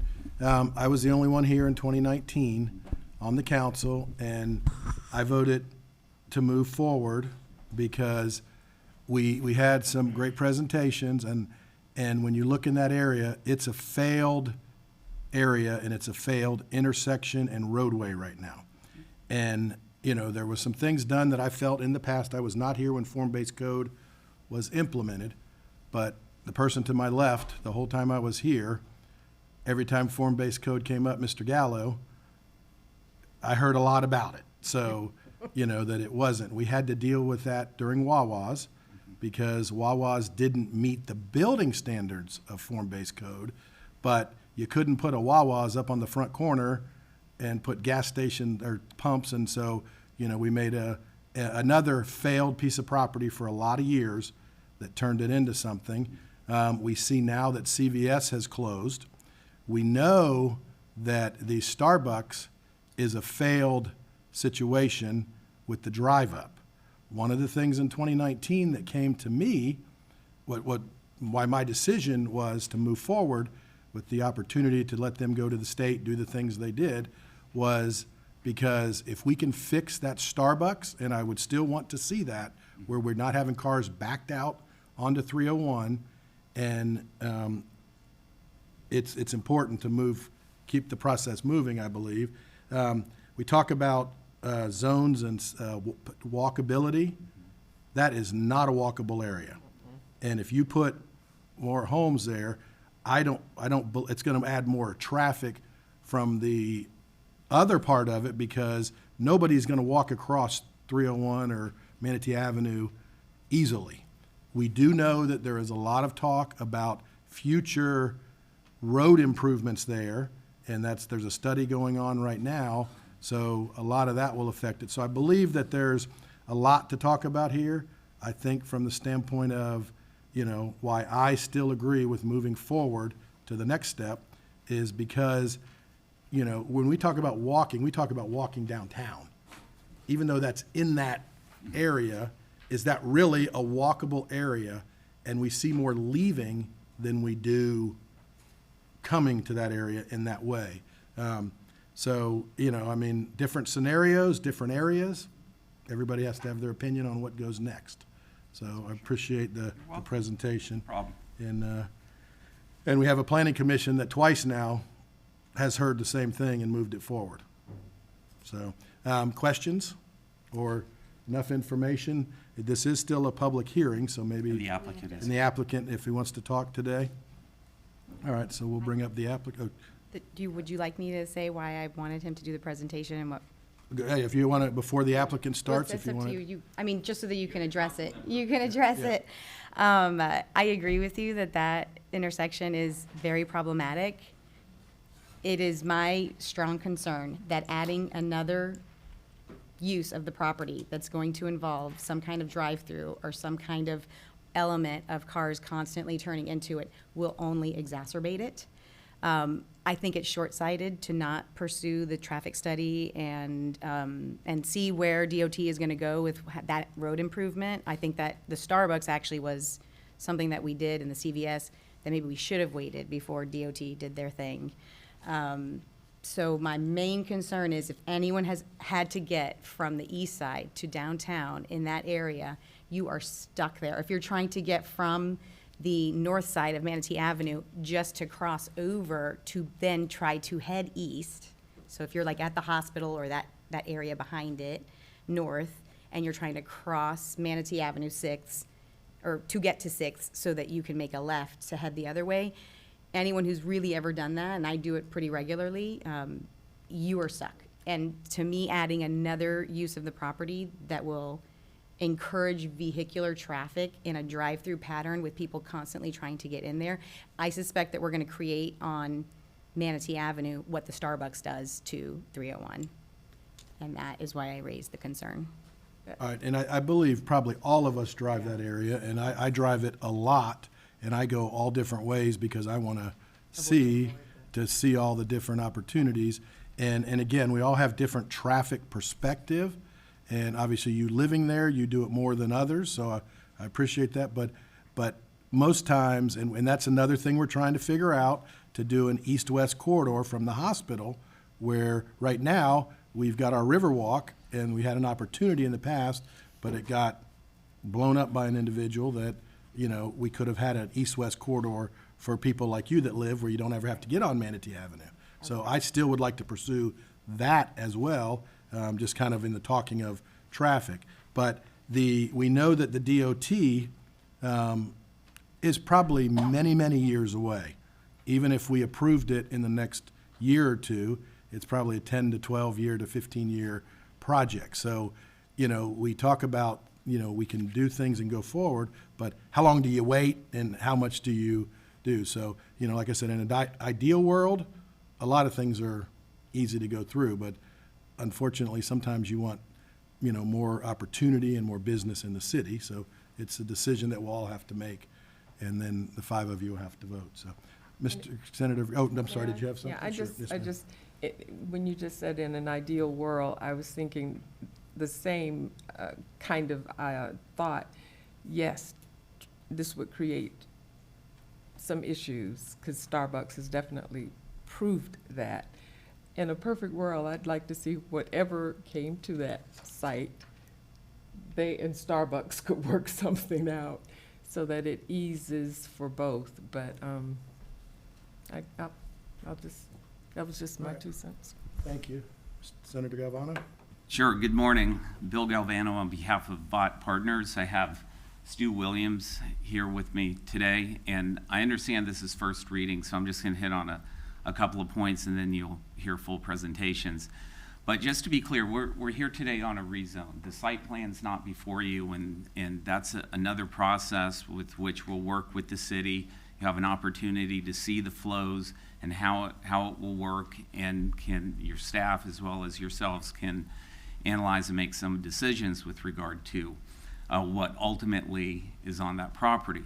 But the reason we're requesting the rezone, and you are familiar with the property given the history, is so that this, I think it was described, Mr. Mayor, as failed or dead piece of property could move forward. By way of history, this property has been vacant for, mostly vacant for many years. It did have what staff is calling a retail establishment, but frankly, it was a pawn shop. And if you read Cigar City Mafia, you realize it was actually a front for the Tampa Mafia. And it's a very interesting story. I'm not going to digress now, but it was a mafia money laundering facility. And so I think it's a good riddance that we don't have that walkable retail there. So my client now deals with just, a area where vagrants congregate. There have been a lot of code issues out there, none of which are pending. Everything's been resolved. And we're trying to move forward and create something that actually works. The location of that property is not walkable. The only folks you see walking on that property are people panhandling on 301 or 5th. And so in 2021, we had a discussion, and kudos to your council, because we were trying to figure out what we could do with the comprehensive plan that made sense without going too far. And I think this council realized that there are certain areas where it's not feasible or reasonable to impose the restrictions that the UCBD had. And so a surgical approach was taken to this area. As you recall, it was the amendment allowed auto uses on 301, 5th, and 6th. So you said, no, Bill, we're not changing this whole thing, but we understand where this property is. A property that abuts a drive-through Starbucks, that's not going anywhere. But the property owner, there may be some opportunity, to your point, Councilwoman, a property that has to the south a Kentucky Fried Chicken with the drive-through, which isn't going anywhere. I ate there, when I was in college. Then you have a Wawa, which is a motor use. Then you have an auto shop, and then you have a car rental. And then across the street, you have a storage facility, which actually has truck and car loading bays, if you've ever been back there. They also have like a unit that you can rent to cut hair, but it's mainly a storage facility. And then, of course, the CVS. And so we've requested a change to a special district, because while you guys, your council, has changed the comprehensive plan, the land regs have not caught up with that change. So if you now have these auto uses in UCBD, special district was the only one within its permitted uses that would allow us to have the auto use. And so that's why that request is here before you today. And as you heard, your land development agency, statutory agency, which is your planning commission, heard these arguments, approved it. The discussion, many of the members in the discussion say, you know, there's reality, and then there's the idealistic utopian view of what can be. We're just saying, let's move forward, have an opportunity to come back to you, say, give you a proposed plan, and include that auto use. And so, again, I know it's first reading, so I'm not going to go much further, but I'd like to have the opportunity again to discuss this and respectfully request your vote on, August 9th. Thank you. Any comments, or we'll go to public?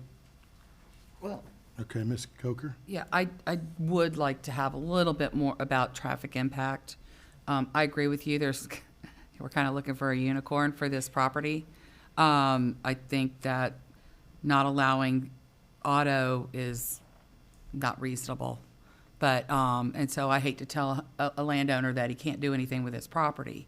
But I do worry about the impacts on the traffic there. So I would like to have some data or something to sink my teeth in to be able to justify it. Because I get beat up constantly about the lockup across the street. I don't know about you guys, but it is the gateway. It'd be nice to have something good there and get rid of even the looks of the pawn shop. But I have concerns about the traffic impact, and I would like to see that. All right, thank you. We'll go to, at this point, I'll open the public hearing. Anyone wishing to speak? Anyone wishing to speak? Anyone wishing to speak? Hearing none, we'll close the public hearing and move this to its second reading on August 9th, 2023. And at this time, we're going to take a, let's say, till 10:10 recess. So about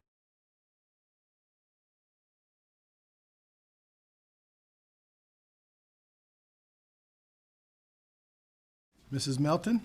The next item on the agenda is item 7C, Community Development Block Grant, or CDBG, 2023 through 24, proposed use of funds, and this is also a public hearing. Good morning. Give us a synopsis, and then we'll open the public hearing. Yes, what we have, this year's award was $441,288. We had 5 applications for a total request of $519,800. So that was a difference of 78,512.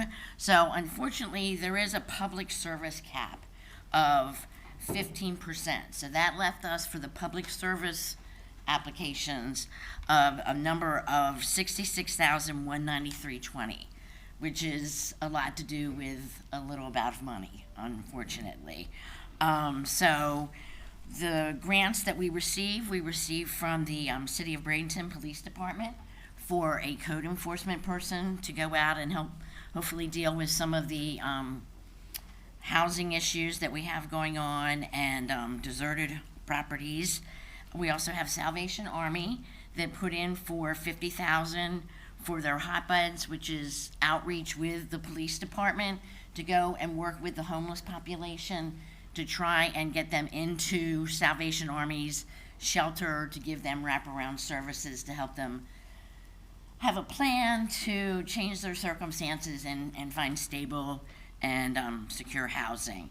We also have the Salvation Army homeless prevention, and that is to help individuals that need help with their rent so they do not get evicted from their properties. They do need a 3-day eviction notice to be able to access those funds. Habitat for Humanity is going to be either building new properties or rehabbing existing properties and then making them for sale at affordable rates to encourage more home ownership. Fortunately, with that, we also have SHIP funds that can help in homeowner assistance for first-time home buyers.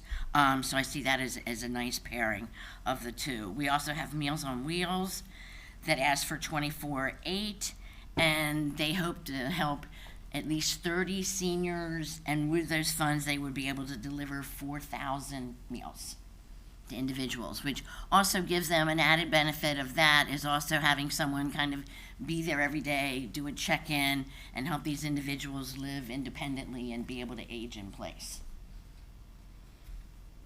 Do we have any questions Any or questions? suggestions? Ms. Barnaby? I just wanted to double check the Meals on Wheels are, that is strictly city residents. Yes, it is. Okay. Yes, it is. And Yes, ma'am. on the SHIP program for the first-time home buyers, that's down payment assistance? Yes, it is. But it's not only for Habitat for Humanity, is it for any No, time? it's not. It's for any individual that has found a property within the city of Bradenton. Okay. Yes. Thank you. Sure. Any other questions? All right, let's go to the public hearing. This time, we'll open the public hearing for our CDBG funds. Anyone wishing to speak? Anyone wishing to speak? Anyone wishing to speak? Hearing none, we'll close the public hearing, and the chair will entertain a motion. Mr. Mayor, Yes, ma'am. no motion is required today? Oh, okay, This is just one of two. Correct. when will we, We will actually have the action plan Okay. on the August 9th. okay, so we'll talk about it August 9th, okay. Exactly. Yes, it's part All of the right. annual action plan. Okay, all right, but it'll go through as forward, hearing no further discussion. Exactly. Okay, that's what I want to make sure. All right, Madam Clerk, moving forward, thank you. The next item is ordinance 4013. This is the first reading. An ordinance of the City of Bradenton, Florida, amending Chapter 26, Article 2, Section 26-38, Disaster Emergencies. Council responsibility to allow the mayor or vice mayor to declare a disaster emergency and issue emergency orders in the event the quorum of the city council cannot be attained in person within a reasonable time, providing for codification, providing for severability, and providing for an effective date. And the second reading and public hearing is on August 9th for 4013. Yes, Mr. Perry, you have any comments on this? Just briefly, it is first reading. This was basically part of our emergency management plan review, and one of our concerns is in order to declare a declaration, of course, currently, we need city council approval to do so. We may remember last year under Hurricane Ian, we came in on a Sunday morning and the like. Under probably 90% of any types of emergency incidents, city council is going to be available, but in the event that they are not, it allows default of succession for authorization of the emergency. The important part of the declaration is, once the declaration is effective, we can basically move against FEMA funding and the like for things that we have to do related to the emergency. Hurricanes are going to be preparedness, sandbags, things like that, mobilization, preparation planning and the like. Again, probably 98% of them, city council is going to be available, but in the event a city councilor is out of town, maybe another city councilor is unavailable, so on and so forth, we need those default positions. We thought we didn't want to be uncovered there. It's very similar to the counties. The counties basically is succession as it relates to quorum of the county commission, then second to the county chair, and then third to the county administrator. And this obviously succession is, of course, primarily vested with the city council, then default to the mayor and vice mayor. All right, so we'll push that forward to the August 9th. Yes, sir. Thank you. Madam Clerk? The last item under, Section 7 is Ordinance 4011, and this is the second reading and public hearing for this item. An ordinance of the City of Bradenton, Florida, amending Chapter 22, Article 3 of the Code of Ordinances entitled Vacation Rentals. Amending Section 22-51 to amend the definition of vacation rental. Amending Section 22-52 subsection A to extend the deadline for obtaining a certificate of registration. Amending Section 22-61 regarding posting requirements. Amending Section 22-62 regarding parking requirements, providing for severability, providing for repeal of ordinances in conflict, and providing for an effective date.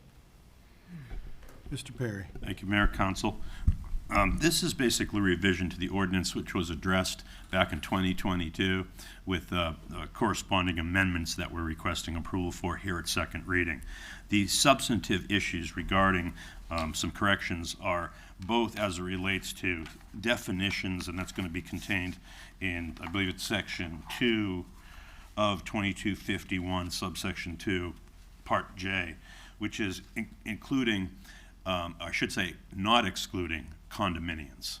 When we looked at the vacation rental issues in the city, as well as the number of vacation properties, condominiums were fairly significant as it relates to rentals. And we thought that because of the associated problems generally with vacation rentals, they should apply to condominiums as well. And so that is contained basically within section J, where we struck in the language, except for the purpose of this ordinance, condominiums with 3 units or more shall be excluded from the definition of vacation rental and thereby excluded from the provisions of this ordinance. Under the second revision, it deals with the date of implementation of this under the 2022 legislation. It required that the individuals be registered, I want to say by, I think it was July 1st of 2023. And we were unable to meet that requirement because of some issues regarding our platform. That is, of course, through a third-party vendor, Granicus. We use that as a platform. We have a contract with Granicus to use it as a platform.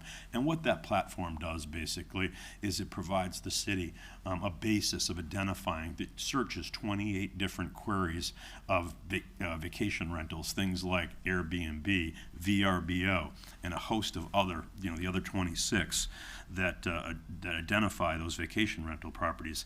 It then basically provides a basis and a platform to identify them and keep record keeping on those particular properties, and that's what we use. We weren't able to kind of debug that program for quite some time. We did a prototype and beta test on it, and we realized that I think it was about 40% were defective. They were coming in defective for one reason or another. So we worked with the vendor and also kind of worked through our administrative procedures to try to debug it. We think that it is operational now and that it will serve functionally and efficiently, trying to provide the technology platform for this program. In doing so, we're requesting that the deadline for registration be extended from its original provision date of July 1st of 23 till December 31st of 23. And that's contained in subsection A, in section 2252, mandatory registration, section A. The other provision that it may be interested in is that it provides for payment of an annual registration fee. That is not addressed in any of these amendments. Council may remember that the last piece of legislation, when we originally passed it, it was contained in that at, I believe we said, $250 for initial registration and $150 thereafter. We compared what they were in other jurisdictions, upwards of $1,500 out in the beach communities. We have fire districts basically that charge up to, or I believe, over $800 as particular assessments on tax bills and other types of collection methods and the like. So we thought that it was pretty much very reasonable for registration as it relates to our cost of service for the city. These are commercial endeavors. There is profit motive. There are taxes paid to the state through the lodger's tax, and ultimately we have an administrative cost. They are to be net neutral. Council made that clear to us. We believe that the overall collection associated with this, which is, I believe, just a little bit north of $200,000, would cover our cost of administration of the program, paying Granicus as the technology platform, paying for initial fire inspection and work by the fire department's fire protection division, other types of administrative duties that are put upon the administration office and likewise. And so those are the substantive changes. I'd also point out there's one more which deals with a notice requirement, and that relates to both notice and within the parking section. So it's under the notice provisions of 2261, minimum posting requirements, and under section B6, it be required that a statement that recreational vehicles, boats, and trailers may not be parked in the front of the house except for temporary loading and unloading, and moreover, within section 2262 parking, that recreational vehicles, boats, and trailers may not be parked within the front yard except for temporary loading, unloading, and cleaning. You may ask, well, what does that do? One, it has a requirement that they do post, so that they're in compliance with our ordinance, and then secondly, it gives code enforcement and police the authority to basically go out there and enforce if there is that type of parking. Initially, first reading was June 14th, second reading July 26th.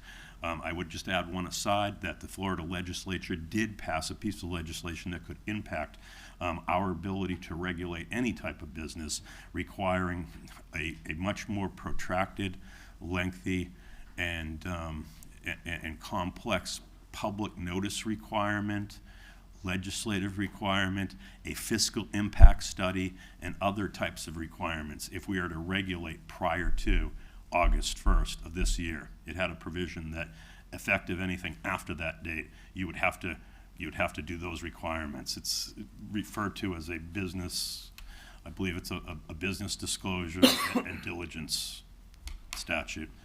And so we wanted to get in, we know that this issue regarding, and I think everybody on council is aware that during the legislature this year in Tallahassee, that the Florida legislature did propose legislation that failed, that basically preempted further local governments from being able to regulate in the area of season vacation rentals. From what I had heard from our government affairs person, neither the industry of vacation rentals nor other folks on the other side of it were particularly enamored with it, and hence it didn't go anywhere. It was never passed. Thank you, Mr. Perry. One of the things that probably the most calls that I get are about the parking and the boats and the different trailers in the front yard, because obviously being a water community, that is a huge selling point. So my question to you is, and we've talked about code enforcement because a lot of this happens on the weekends and the holidays and the different things, and you mentioned code enforcement and the police department. So are we going to then engage the police department to be able to do things when code enforcement is not on in that? So I think that's something that, you know, we really have to make sure is done right. So when I get a text at 4 a.m. in the morning that the boats are blocking the person's driveway across the street, they can't get out, what is going to be our protocol? So, I believe in, and you know where I'm at on this. I think we need some regulation. I don't know to how much, but I also want to be able to protect our local neighborhoods from most of that. And you did mention something that, and it's $250 the first year. Well, after the first year, it's really $150 because the majority of them are pretty consistent in the city. So, that's going to cut a huge portion. So is it still going to cover what we need to do? Because obviously I would not be for supplementing this with general fund. We believe that it will provide the revenue source capable of supporting our enforcement and compliance efforts in this regard. All right, yes. But to be perfectly frank, I mean, some of it is, I think we're going to have to see if we have problems. If code enforcement has to go out a great deal, or police have to go out, or fire have to go out, and the like, I think a fiscal impact may be appropriate, 2 or 3 years from now to look at our fees. And we typically do that with fees across the spectrum in the city to make sure that it's not really fair, I don't think, for other people to be paying that. No, I agree, but I also don't want to, you said it's a private endeavor and people are making money. We, I believe, are a very positive business community. And, we want to regulate in the right way, but not over-regulate. Yes, sir. So, Ms. Coker. Yeah, actually two things. As far as what you just brought up about the boat storage, I don't feel that we should just be singling out the vacation rentals on that. I think we should have an ordinance in general. We do. that- We do. Well, so, why would it need to be, I mean, if we're gonna enforce an ordinance, it should just be enforced. And then we don't have to worry about the legislature precluding us from it later. That's just my feeling. I think the ordinance should be enforced, whether it's a vacation rental or just a regular neighborhood. I guess I don't quite distinguish. But then also, I have had a call from someone that's been trying to, comply. And they were told according to them, they said when they called Manatee County tax collector, there was no certificate or anything for them to get in order to pay for the tax, the tourist development tax thing. I don't know if they were told incorrectly. I didn't know. I thought all taxes ran through the Department of Revenue, but I don't know. I just want to make sure if we're telling people they have to go to the Manatee tax collector's office to get a certificate or evidence that they can actually get it. Because I got a call from someone saying that they were sent to the city. So, because they were in the city of Bradenton. So, I don't want to change this. I don't want to stop this, but I think we need to clarify it so we don't cause any confusion. We need to make sure that when somebody calls in, first off, they can get a hold of us and process it, as well as get the correct information. Right. Because the TDC, obviously I sit on the TDC as vice chair. We saw a presentation from Manatee County where people are responsible for paying taxes on this money they're collecting, and some people just get away with it, and they try to do the platform of what we've gone through. So I think that's the thing. Also, I want to answer something to the code enforcement part of it, is if it's a homeowner, we can go to that homeowner right there and say, hey, this is happening. If it's to a Airbnb person, and, oh, no problem, but this one that I'm dealing with is very, on their website, promotes the boats with pictures in their front yard. That's who we want to stop from doing, and again, we want boats to come here and all that, but they got to figure out where they're parked, Well, if their not blocking visitors are being driveways. get cited, that's going to be, that's what I'm saying. Let's enforce what we have on the books. Well, I understand and agree theoretically with you, but I think as a practical matter, people that live here that have boats probably know what the rules are, and they've probably been visited if they're repeat offenders by code enforcement or they're egregious offenders and the like. I think that the itinerant traveler that comes into Bradenton, and I've seen them down where I live, they come with a couple of boats and they're about 35 feet, and then it's like, well, where do I put my trailer, where do I put my boat? And they put it in any place they can fit it, basically. And so they're not familiar with the rules. And so I think this is an additional tool for code enforcement and the police to use. Secondly, I'd point out that tax collection on the vast majority of seasonal rentals are collected by VRBO or Airbnb. They find out who the taxing authority is, what the tax is, and they put it in your bill when they provide you your estimate of how much it'll cost you, along with the administrative fee, the cleaning fee. It'll say lodger's tax, something along those lines. And so that's the way I've always understood that to be. Whether that money goes to the county or goes to the state, or who the taxing collecting agent is that initially gets it from Airbnb, I'll have to look into that further. They're just, we are requiring them to present evidence, and that's the only question was, what's Right. the evidence that he needs? I think frankly, it would probably be something from VRBO. When I had a house in St. Petersburg that we would occasionally rent, St. Pete Beach, I know that they collected the taxes from people that were renting it in it, and I never collected it, I never paid it, because it was taken out of what I got from Airbnb or VRBO and the like. I would imagine that they probably send something that is a certificate that says we're in compliance with Florida laws and we are collecting and paying taxes. I don't know, and I don't know, are we requiring people to go through a VRB? I mean, what if No, someone does it on their theoretically own? we're not. I mean, no one is. Yeah, so Yeah. just whatever evidence they need to have, We need to be able just to so the help, next yeah. person that calls me, I can tell them, no, you need to Sure. call this person. Sure, I'll look into it. No, it's a Yeah. good question. And, across the way from the Intercoastal, there was a guy that didn't go use any platforms that was renting his house. He worked at a factory in Ohio, and he posted it on their factory bulletin board. And even though it was a 30-day minimum, I would see people coming in for 3 or 4 days renting it, so he wasn't complying. If he wasn't complying with that, he probably wasn't collecting taxes from the guy he worked next to at the factory in Ohio either. So, some of that goes a little bit beyond our compliance and investigatory reach. and how deep dive we want to do on that, but at the same, because there'll always be tax cheats and folks that try to work around the system. But this is designed to basically address the vast majority, as most laws are, of offenders and protect community safety and promote business as well, and cover the cost associated with it. Thank you, Mr. Kramer. Or do you Um, wanna- just, Well, I'm just concerned because, I mean, we're telling people they have to do this. I just want to make sure that they can. I'm not trying to get in the way of this. I'm concerned that, I just want to make sure we're accurate what we're asking for. Sure. Is there any particular provision, because I'm looking at the certificate of registration. Yeah. Hold on. Oh, shoot. It's, It'll take me a second to get back in. it is. The one that we asked for evidence is that they have an active account with the tax collector for collecting the tourist taxes. And I do believe that is They do who collect it collects from those. because the tax collector told the person that called me, they didn't have anything like that. That's what he said, and that to call the city because the property was in the city of Bradenton.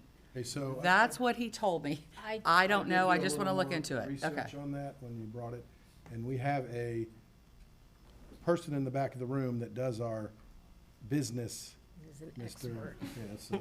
Among other jobs. Among other jobs. But I think that's the most important thing, and this is what I got when we had a deadline before, is people were trying to comply, and they couldn't get the proper information. That's- So we've got to make sure, first, that we answer the phone and put them to the right place, and if they ask that question, that person knows how to pass it on, because information is king, as we know. And True especially information. because a lot of times it's us. Yep. I didn't know what to tell him. And that's fair. I mean, until I'm looking at the provision Yeah. now, it's actually section 9 on, Yes. and basically it states a copy of the current and active certificate of that's- registration. It's No, we're talking about actually 7. That's yeah. Oh, Bill's Got it. gonna Bill's come got- forward, Mr. Ackles come forward and give us some information. Mr. Ackles, you have anything you can help us with there?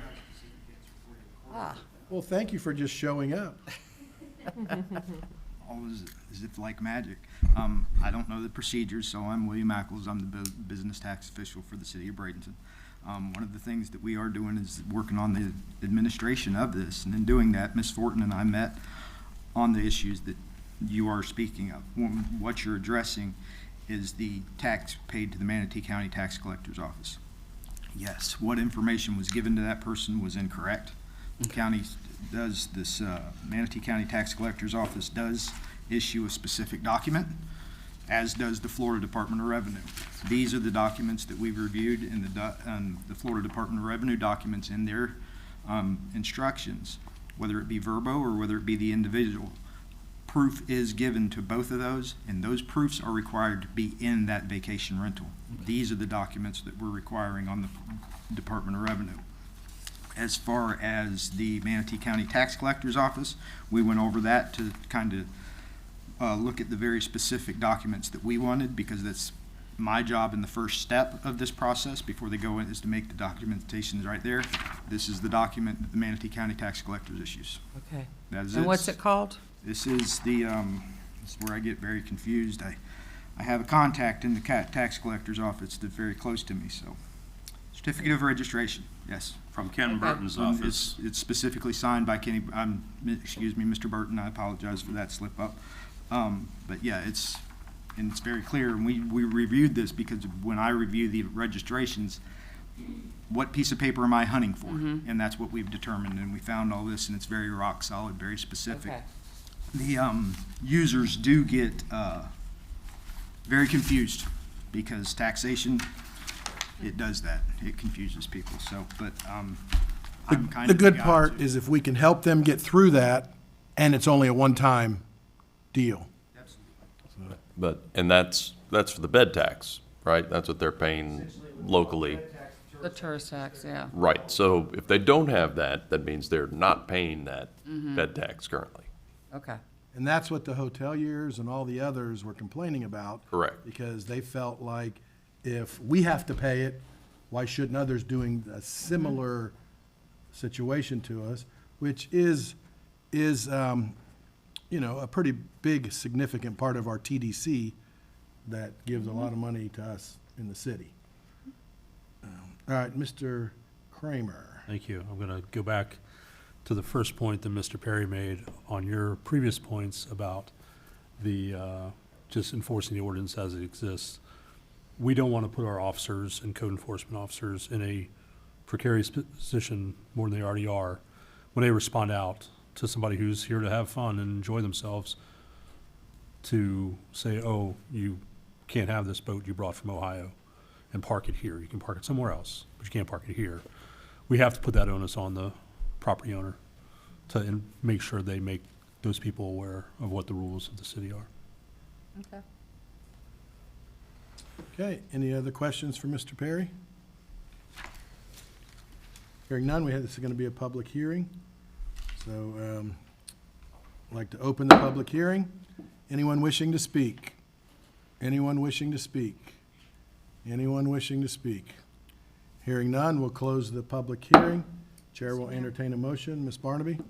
I'd like to move for approval of ordinance 4011, the ordinance dealing with and entitled vacation rentals as presented today.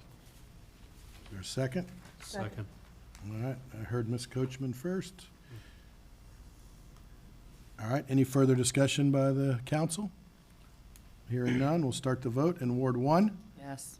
2, Yes. 3, Yes. 4, Yes. 5. Yes. Carries unanimously. Thank you. All right, Madam Clerk?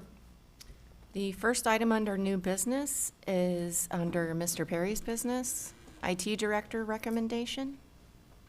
Thank you, Madam Clerk, Mayor, Council. Ms. Lanky, if you could come up with me, thank you. Do we circulate any type of letter?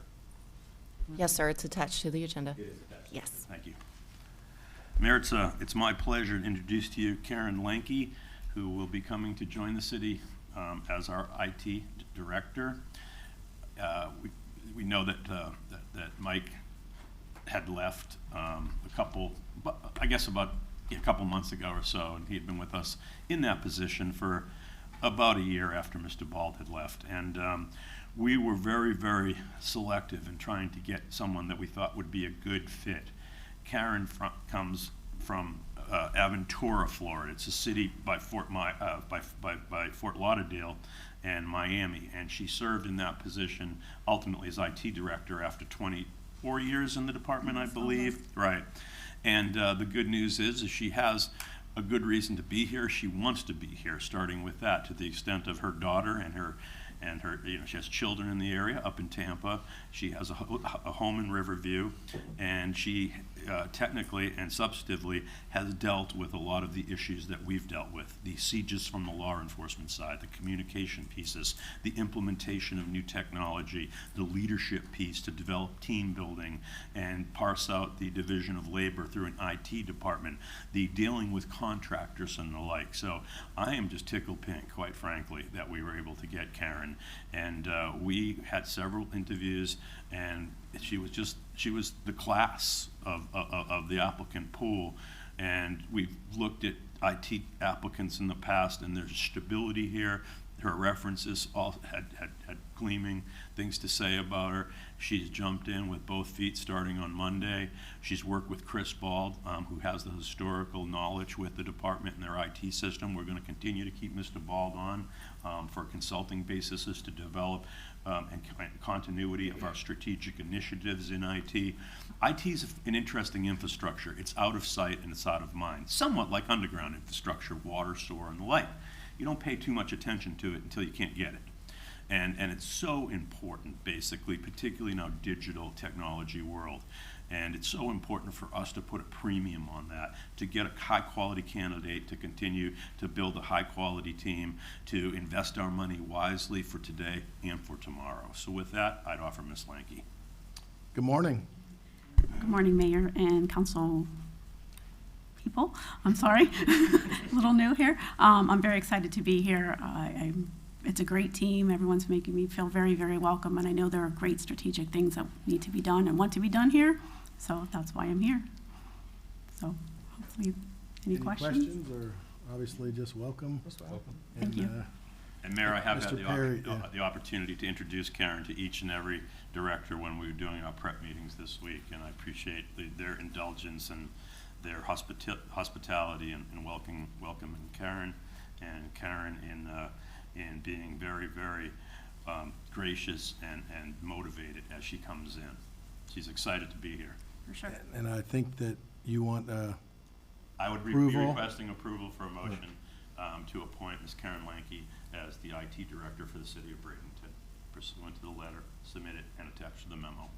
Move to approve Ms. Karen Lanke as the IT Director. All right, Ms. Barnaby, and a second Second. by Ms. Coker. Any other comments or discussion? Welcome. Hearing none, we'll start the vote in Ward 2, Yes. 3, Yes. 4, 5, Yes. and 1. Yes. Carries unanimously. Thank you and welcome aboard. Congratulations. That was so awkward. I know, it was awkward. My wife told me not to do that, and I think she's right. It's just a natural Well, if you're gonna habit do just it, to do say it, but you didn't do it. It was- congratulations. Yeah. It's my old school habit of good play, yeah.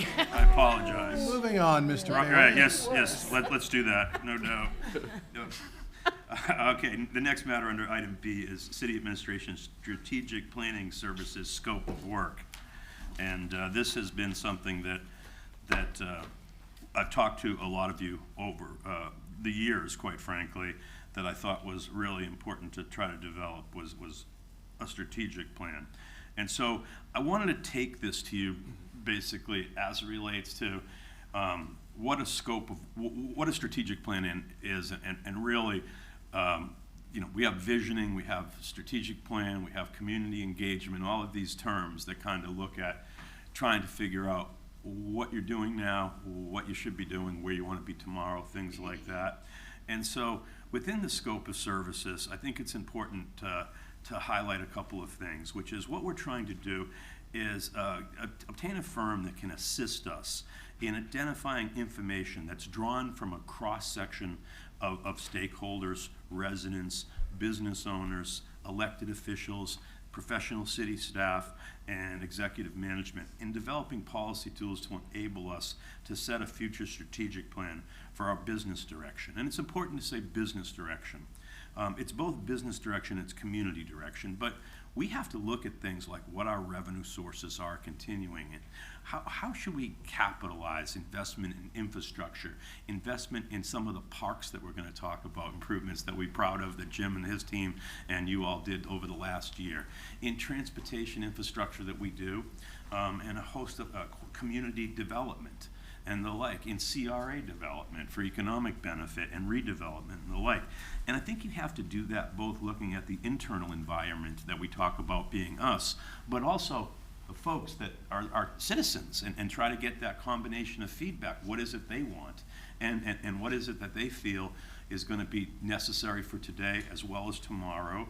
And ultimately start to try to put together plans for 2 years and 5 years and 10 years and much longer.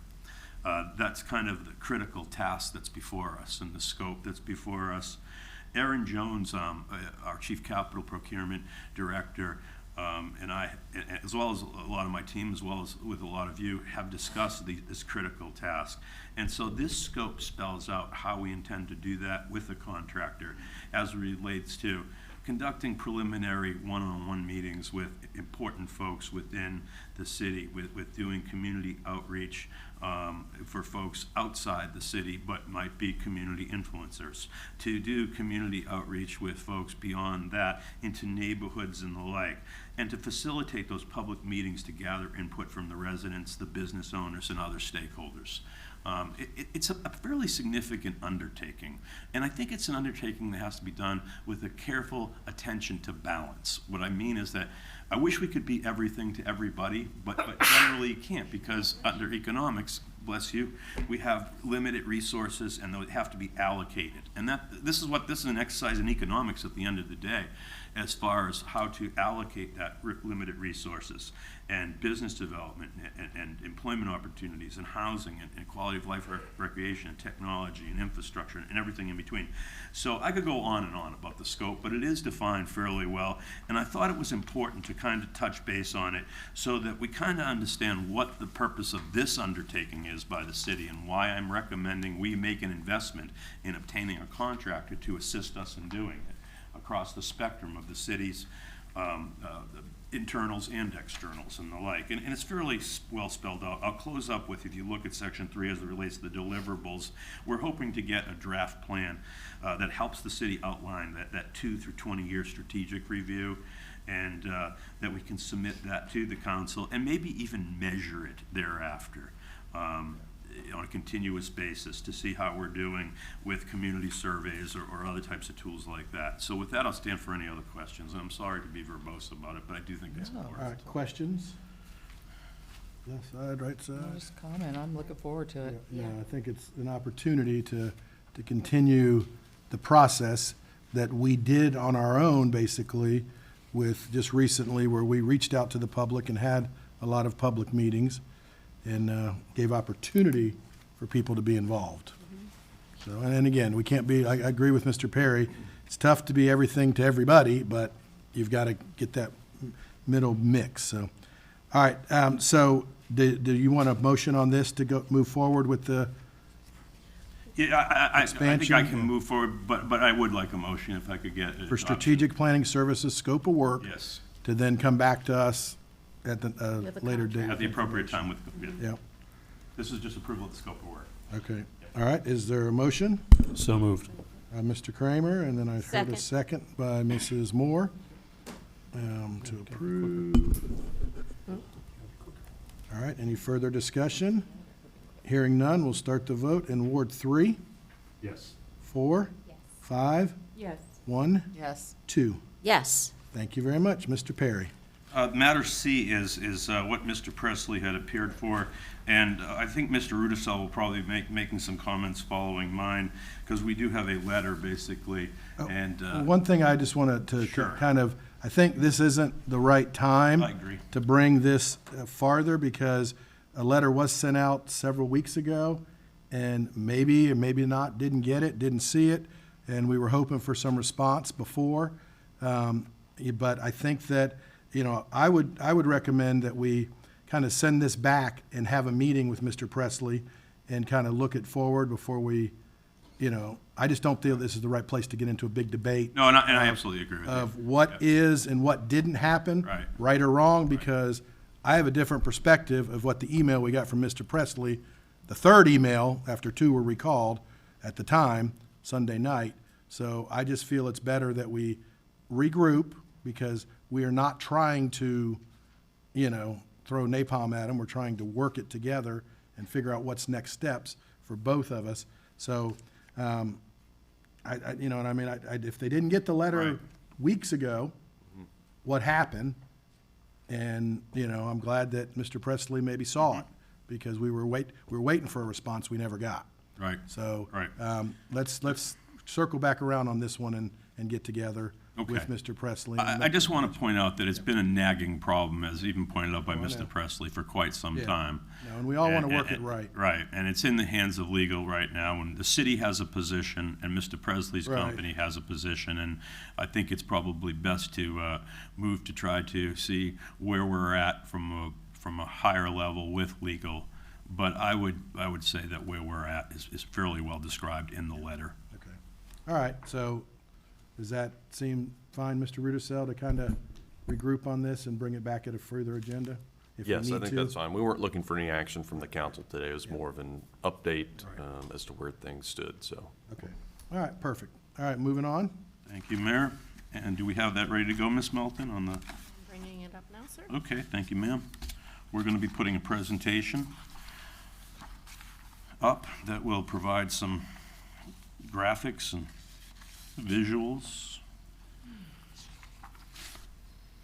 And what we're going to be doing is describing some of the important public works construction improvement projects that the city's been engaged in, particularly over the last year, as well as in some cases considerably before that. But I think it's going to showcase a lot of the work that's been done by you as a policy board of governance, and by the Public Works Department and the administration to use the taxpayers' money wisely to distribute how we do capital improvement projects and improve our community. So with that, if we could continue to the next slide. So what I have here is obviously an overview of the Riverwalk improvements, and you know, one of the gems, if not the crown jewel of the city is our beautiful Riverwalk. And as it relates to the enhancements that were made to the original Riverwalk plan with the various phasings that were done over the course of the last couple of years and completed mostly this year, I'd outlined some of these photographs of the great work that Jim and his team and their contractors have done through construction services and the like. And it hasn't been without pain. I mean, we'd all agree. And it's really not done either. There's still some things we have to do. We were out last night, Councilwoman Barnaby and I and Mayor, with some folks from the Rotary and Jim's team and at a Lewis Park and after hours and doing some work. And it seems like that is anything ever always completed? Well, the answer is maybe for legal reasons, but I guess there's still always aftercare that needs attention. So here you have the observation tower.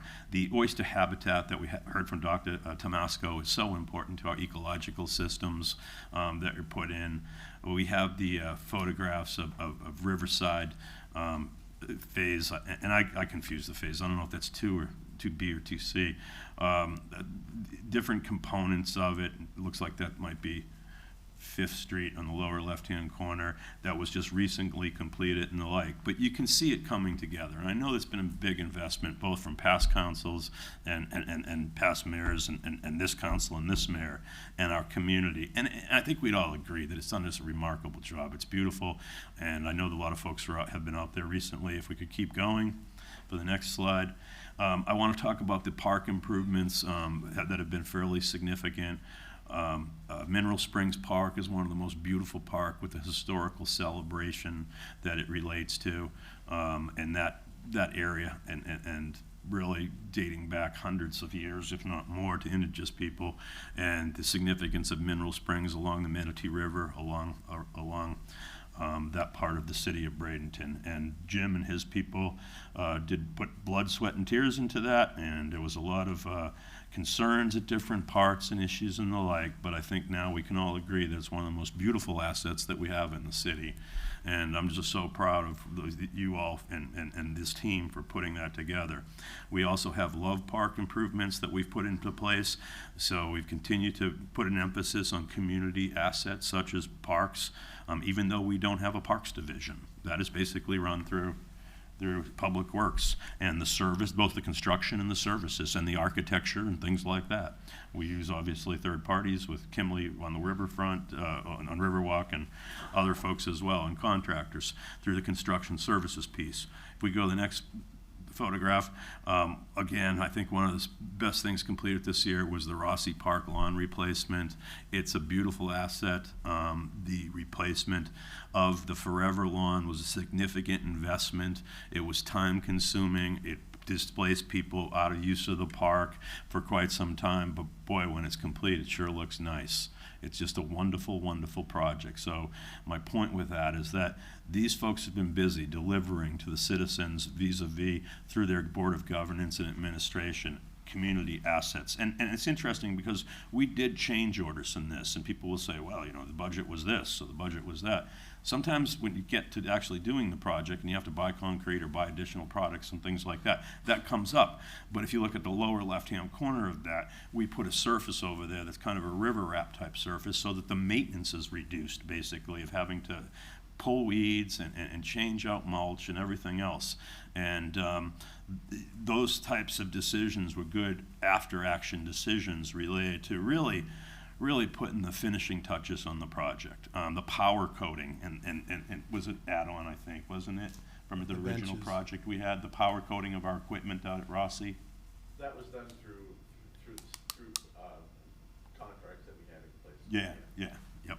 Now, Mr. Perry, I just wanted to commend, but one of the things that I know we're trying to do now, and I think it's working well, is do projects that may cost a little bit more up front, but save us money on the end. Right. And one of the biggest things in hearing from Mr. Tomasco today, he was very involved at the beginning of this because, okay, is this going to help or hurt our quality of water right by the river?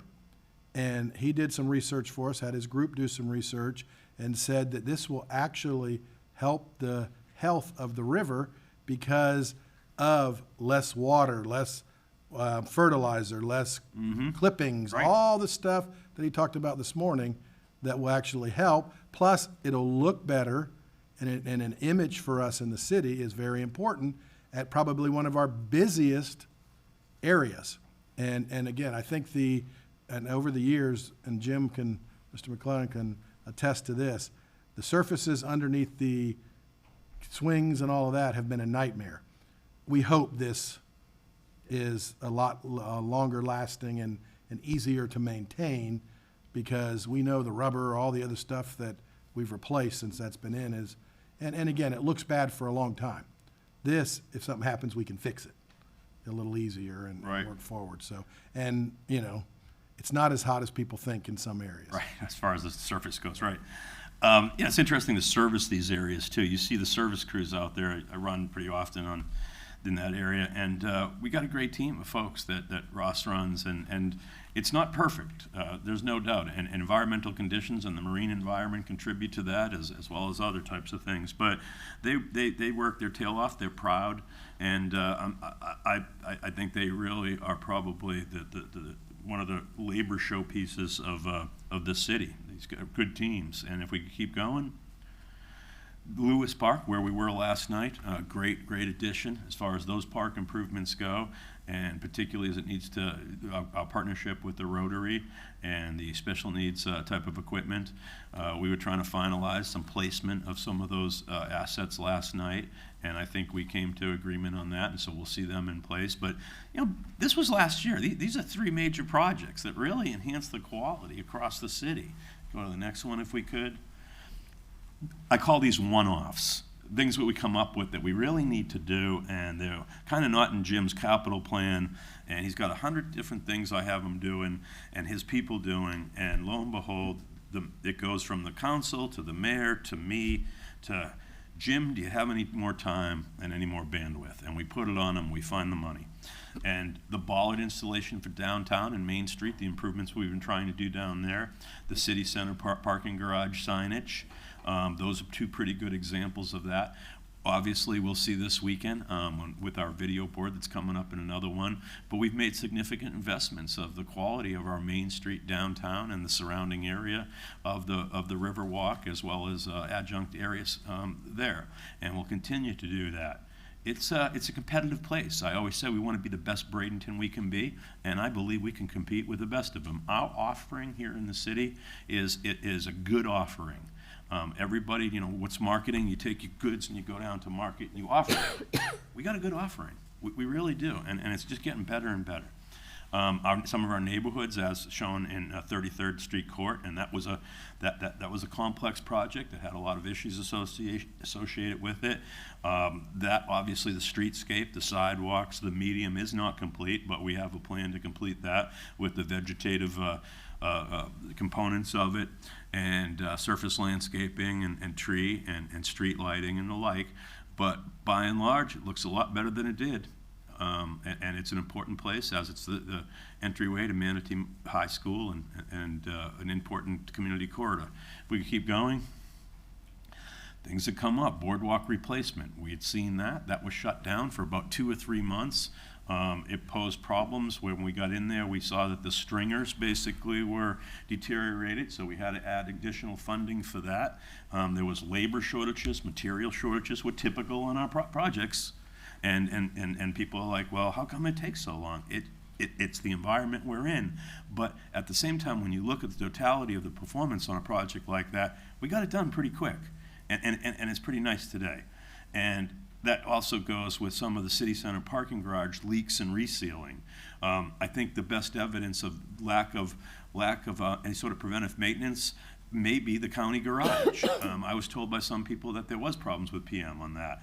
And as a result of it, there has been some structural deficiencies and the like. We didn't want this in our new garage, and this was the first time that we had to make a commitment. Luckily, we went back to the contractor for that garage, which is a local contractor, which is the benefit of using a local contractor. They stood by it, and they funded, even though this project was out of warranty by several years, they made significant contributions to the cost associated with doing these preventative maintenance measures to do resaling, leak prevention, and other things. And again, Jim's people, they were great. You saw them with the flags. The traffic can come now. The traffic has to stop. We had to, you have to deal with those kinds of eventualities and contingencies and kind of unforeseen conditions. It's a dynamic situation with which they work in. It's a dynamic situation which you all work in. But we work hard, and we get the job done, and we're thoughtful, and I think we're good at doing it. So if we could keep going on. The video board, there's something new and exciting. Brings a little technology, little slice of life to an important corner of Main Street and 3rd Avenue. We've had some technical challenges with it. Gary, our vendor for Robson's Signs, has been very good in following up with that stuff. We'll see it in place on Saturday when we do Farmers Market in its dynamic mode with some of the video we have, and that can provide us a great deal of programmatic types of activities we can do down there to further activate our downtown and bring quality of life downtown events and activities to our citizens that when we do it, they come out. Look at Public Market. I mean, we have 4,000 people sometimes, during the right time of season of year when it's not too hot and the like. And New Year's Eve and July 4th and St. Patty's Day and things like that. It's a fun place to be. Again, our offering, it can compete. The best Bradenton that Bradenton can be. Mr. Perry, I just want we had some citizens come in about the video board that live across the street, and we were very thoughtful the way that it was positioned, the noise, and obviously I saw one of them that was in here, and she said to me, she goes, "You guys were right. It doesn't affect us at all." Right. Now, we haven't had a market with the volume, but that's during the day. Yeah. And so the video board going up till, 10 o'clock at night has not been a bothersome to what they first thought. Right. So, again, we listened, we had something, but we were still willing to move forward. Yep, and just for your edification, we have put together an operations plan that is getting codified for when it can be operated, when it shouldn't be, sound levels, any other type of public displacement. I don't think you'll be seeing ACDC at 10 o'clock at night being displayed on it. Something that came up to deal with kind of a nagging problem of homelessness and vagrancy and some other types of those associated problems is people living under the DeSoto Bridge. And so that's obviously a state asset, and Jim had to clear the way with DOT to get the permits to do that. And lo and behold, we put up some pretty good barriers to hopefully protect our asset, which of course is the riverfront skate park right out in front of that. So if we could keep going on. Things maybe that don't get as much attention, sidewalk replacement plan. We're doing an awful lot of sidewalk replacement, using different funding sources for that. Some of that is DOT school safety funding sources. You can see a little bit to the west of downtown, a lot of sidewalk replacement that was done into the corridors of 13th, 14th, and 15th Street over there. Across the city, a lot of sidewalk replacement that's being done. Core stuff, I was stopped when I was driving around in a golf cart about 2 weeks ago, and I saw some people that come to city council meetings on occasion. I said, "What do you think about the sidewalks?" They said, "It's awesome," and that's the feedback we're getting. So even the small stuff like that you wouldn't think really enhances quality of life and safety and everything, it entirely does. And then, of course, being on a waterfront area, drainage is always an issue. It's an issue all over for a multitude of different environmental reasons and the like, but stormwater itself, and that's a tough one. We have to put a lot of money into stormwater drainage improvements to ensure that the community is able to not get flooded out. when Mother Nature decides to take a turn for the worse and give us some precipitation sometimes in very large quantities. So we've done a lot in Village of the Arts. We know by LECOM and the Crowley Building right now that we're putting in a major conveyance that that Village of the Arts will ultimately flow into and then go into an outfall so we can evacuate that water, prevent drainage and the like. It's a pretty significant undertaking. I think when a lot of these things were built in the city, community developments, community structure, cities, not city, but municipal structures or county, whatever, you didn't worry about drainage as much as you do now. And there's MS4 permits, which are Clean Water Act permits as administered through either state DEP or federal EPA that require us to have a permit to provide what is your plan to deal with stormwater. And if you don't, you'll have a lawsuit.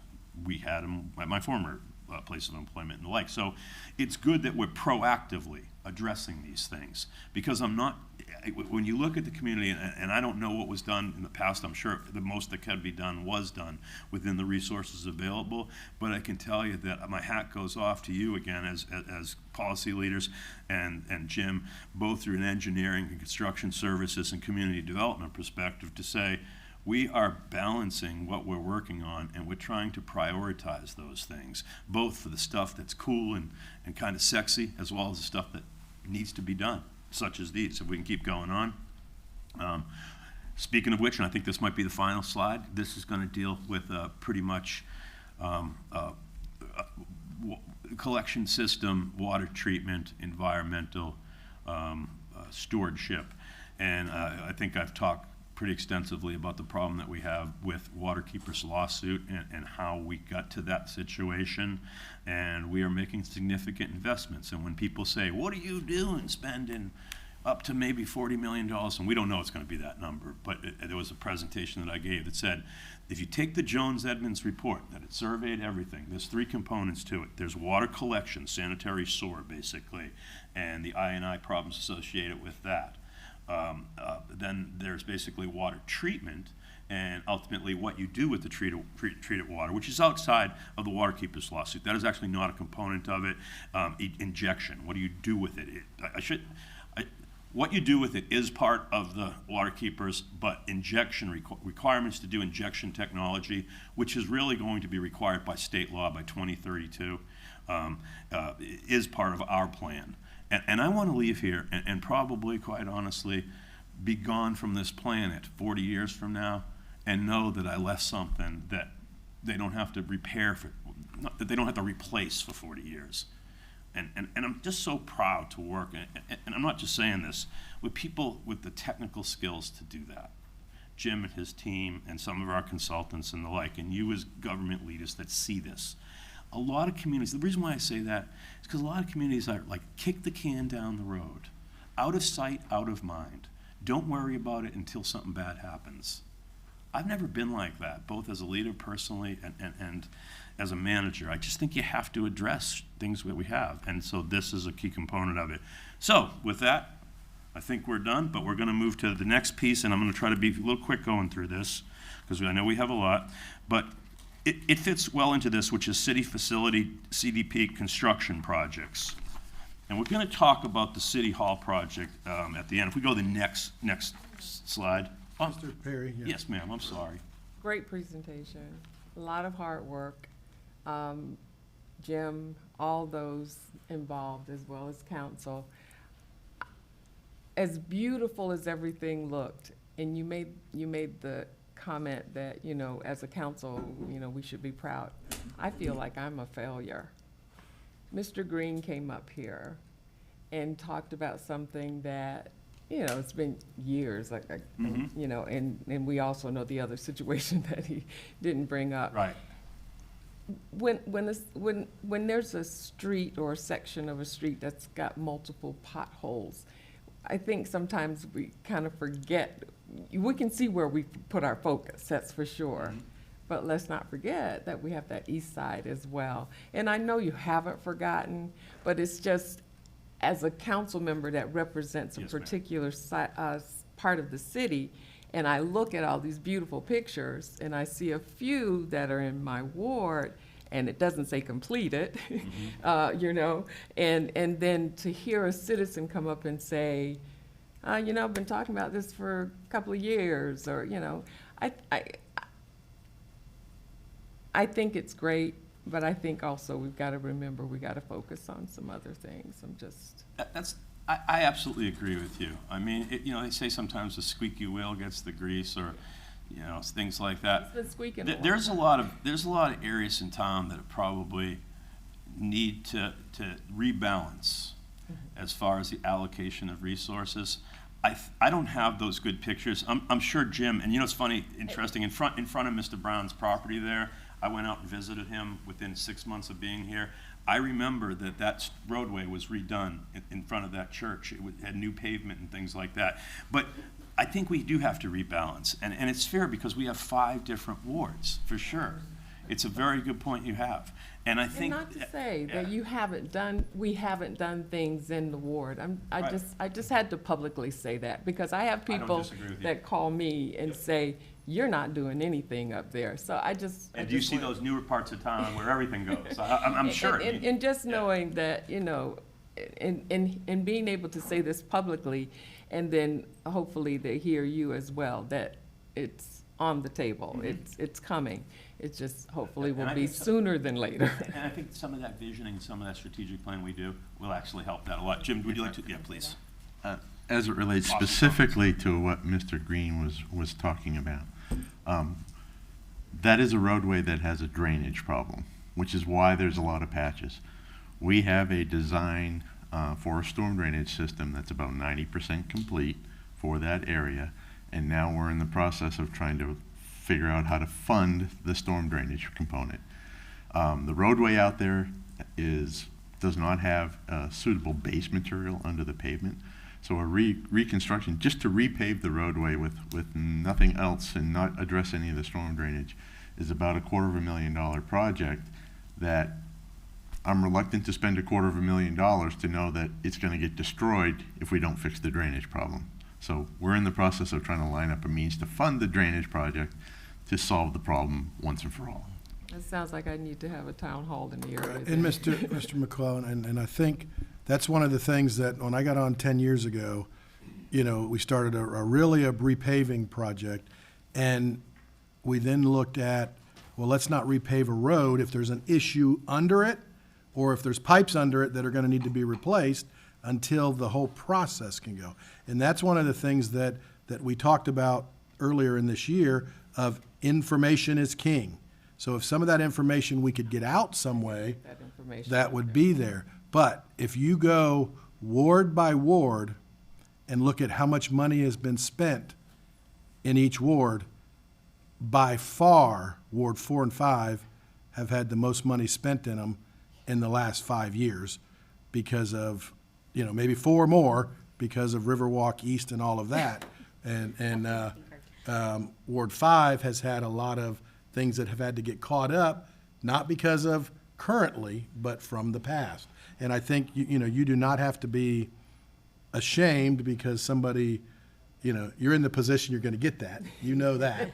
But you also have to look at, hey, we're doing this, and here's why. But you have to have the why, and that's important. And true, it would be, you know, it would behoove me to really have a town hall and explain all of these things. But when you talk about the amount of money spent in 4 and 5, you're talking about, you're kind of looking at quantity. In other words, it may take a lot more money for wards 4 and 5 to be like 1 and 2. You won't have to spend as much money. No. But I think it is important that it is brought to the community's attention that a lot of money has been put into the ward, but it still needs a lot more to bring it, you know. And that I agree with that. Yeah. And one of the things, Where we're obviously, gonna find the money. with City Park and what is going to change from government, if everything goes the way we hope, is tens of millions of dollars in Ward 5 in the real near future. And life generational changes that we have the opportunity to do moving forward. So I think that's something you get out. And that I think, vision, yeah. because Mr. Green and I talk quite often on the phone and in my office, and, you know, sometimes, you know, he's a little bit more about Well, he loves the individual city. than he loves our city, but, and I don't blame him from that standpoint. But I also, you know, the other wards over the years, you know, and Ward 2 in particular has probably got the least, but they were good to start. Right. And so, because it had balanced out, so, you know, now we are working that, and I think that's important. I feel that's important to balance it out. Riverwalk East, you know, was important to do, but that is for the whole community as well as that ward. And so, no, there's a lot of opportunity out there. Well, I also just want to say that what Mr. Perry presented today was awesome from the standpoint of what is completed or under construction. We could prepare a separate presentation for what is in design. And I think In- that, in that pat- would have been Yeah. good to have that, even, you know, that distinction and, you know, have that also. Because, present. again, within Ward 5, we have a just under $4 million drainage project that is in design right now. Right. So that will have some impacts as well. So maybe we can even have a presentation on the things that are going to be happening in the wards that look like they're not happening. Because those things are kind of not seen, you know, no one's really thinking about it. And I think we should. I think we should. And again, it's part of that strategic plan or visioning or the like, to try to look at some of these points that you make. Obviously, wards 4 and 5 are the older wards that probably need more attention because they're older. Yeah, that's where And the like. Manatee You're Town right. or Bradenton But, Town. but I appreciate the point. I really, truly do. And my commitment to you, and I think everybody's commitment, is that we will try to look at those issues and be considerate towards some of that allocation. And again, that's where I think that if we can work forward, and we're going to talk about a couple other things later under my report, but the county, I think, has the big 6 projects. Right. Have whatever our big, you know, and information that we can get out. So if somebody calls you, you know, you get a little bit of information out of town hall, and they only hear what they want to hear. Yeah. But if we said, hey, go to our website, and here's what's happening in this ward or that ward, and you show that it's a progress. So that's where we're working towards. I think that's important. Thank you. Thank you. Thanks. Mr. Perry? Can I say Oh, something? yes, ma'am. Yeah, I just, you know, picking out, you know, which ward is which, I have a concern with that, because I think we all represent all of the wards here. And Okay. I want, You're absolutely right. And I did not mean that I only look at Ward 5. Yeah. You're absolutely right. I look at the entire city. I just made a comment because I felt it was needed. Unfortunately, it made a distinction, but that was not my intent, that's my focus. Well, I was not familiar with what, and I was gonna ask afterwards, what Mr. Green was talking about. But I mean, I think information is the key It's the part. key. I really do, but, I mean, it concerns me if there are needed projects in 5, just as much. I mean, there weren't a lot of things from Ward 1, but I feel like we need to all be, you know, what's best for the community, what's the most urgent needs, you know? And so I hate to see us get into this ward war. Well, you know, it may not be comfortable, but it exists. So I just had to publicly make the statement. I'm sorry. And if I could just Kramer? clarify a little bit, I think when Mr. Green spoke, he referenced something He that, said 3. he did, He because said 3, but he meant 5. no, he actually lives in the 2400 block of 25th Avenue Drive West. So he and I Oh, have spoken about. gotcha. Sorry. I think he was talking about Sorry. something else maybe with you. Okay. Well, But- he has some other things he talks to Exactly, me about. exactly, and Sorry. that's, I think, yeah, there's, Sorry about that. but no, he and I spoke about that, and I just Yeah. verified that with Jim, because, Well, Thank irregardless you. of No, what you it's great conversation. Yeah. Because it's the only time we can have it. And it's the standpoint of, you know, where we're working towards. And I think we all are working towards the same goal. Agreed. And but it's important from a standpoint of when you're in that ward, that's who you have to talk to more than others. So, Mr. Perry, you did D on the agenda. Are we going to E now, which is health insurance plan recommendation? Or did you want to go skip around to finish your part of it first. I want to finish my part real quick, but I'm Are going we to going to F? actually, I'd like to just go through some city facility construction projects with quick updates. Are we still under D, Don't though? do anything quick, Mr. Perry. Yeah, that's probably true. But certainly I provide you information that's hopefully helpful. If I could just have your indulgence for about 3 minutes to cover this, thanks. Thank you. Yep. Okay, so City Hall, we're going to talk about that a little bit later under one of the other items, but the short version is that we're continuing to drill down on City Hall. The site that's located at 11111 3rd Avenue West as well as 14th Street. And I'm going to do some breakdowns on this a little bit later. If we go to the next slide, the good news, Fire Station 2, Folly Bryant was selected as the architect in May. The RFQ contract approval is on today's agenda, which was passed on the consent. Willis Smith Construction was selected as final CMAR and again was on the agenda. Final design and construction documents are in the process. We're hoping to be able to bring this project in around $7 to $7.5 million and probably start construction on it. What would you say, Jim, on Fire Station 2, January-ish? Yeah, January. So hopefully we'll see that site on State Road 64 with a construction fence and a nice rendering of what will be coming out of the ground there. Next. Public Safety Operations Center. We're pretty much through A&E on this. We had that 1.4 in the budget from the state appropriation, but it was vetoed. We're continued to seeking additional congressional, federal, state, or emergency management division funding, and we're estimating a cost of about $2.6 million thereabouts. We're going to wait till after the hurricane season for this one, and probably be coming shortly in December, January for this. So again, a project that'll be right around right around the corner. Keep going if we could. New police headquarters. I put this in because this is the first rendering that we actually have seen from the architects and engineers of that site. They're making progress on this and getting through the programmatic schematic issues with the department and the user agency itself. Short version on this is probably we're looking at a beginning construction in give or take a couple of months, June of 2024. And a project construction completion of probably July to September of 25. I put August. And again, $30 million on the project, 45,000 square feet, 2-level.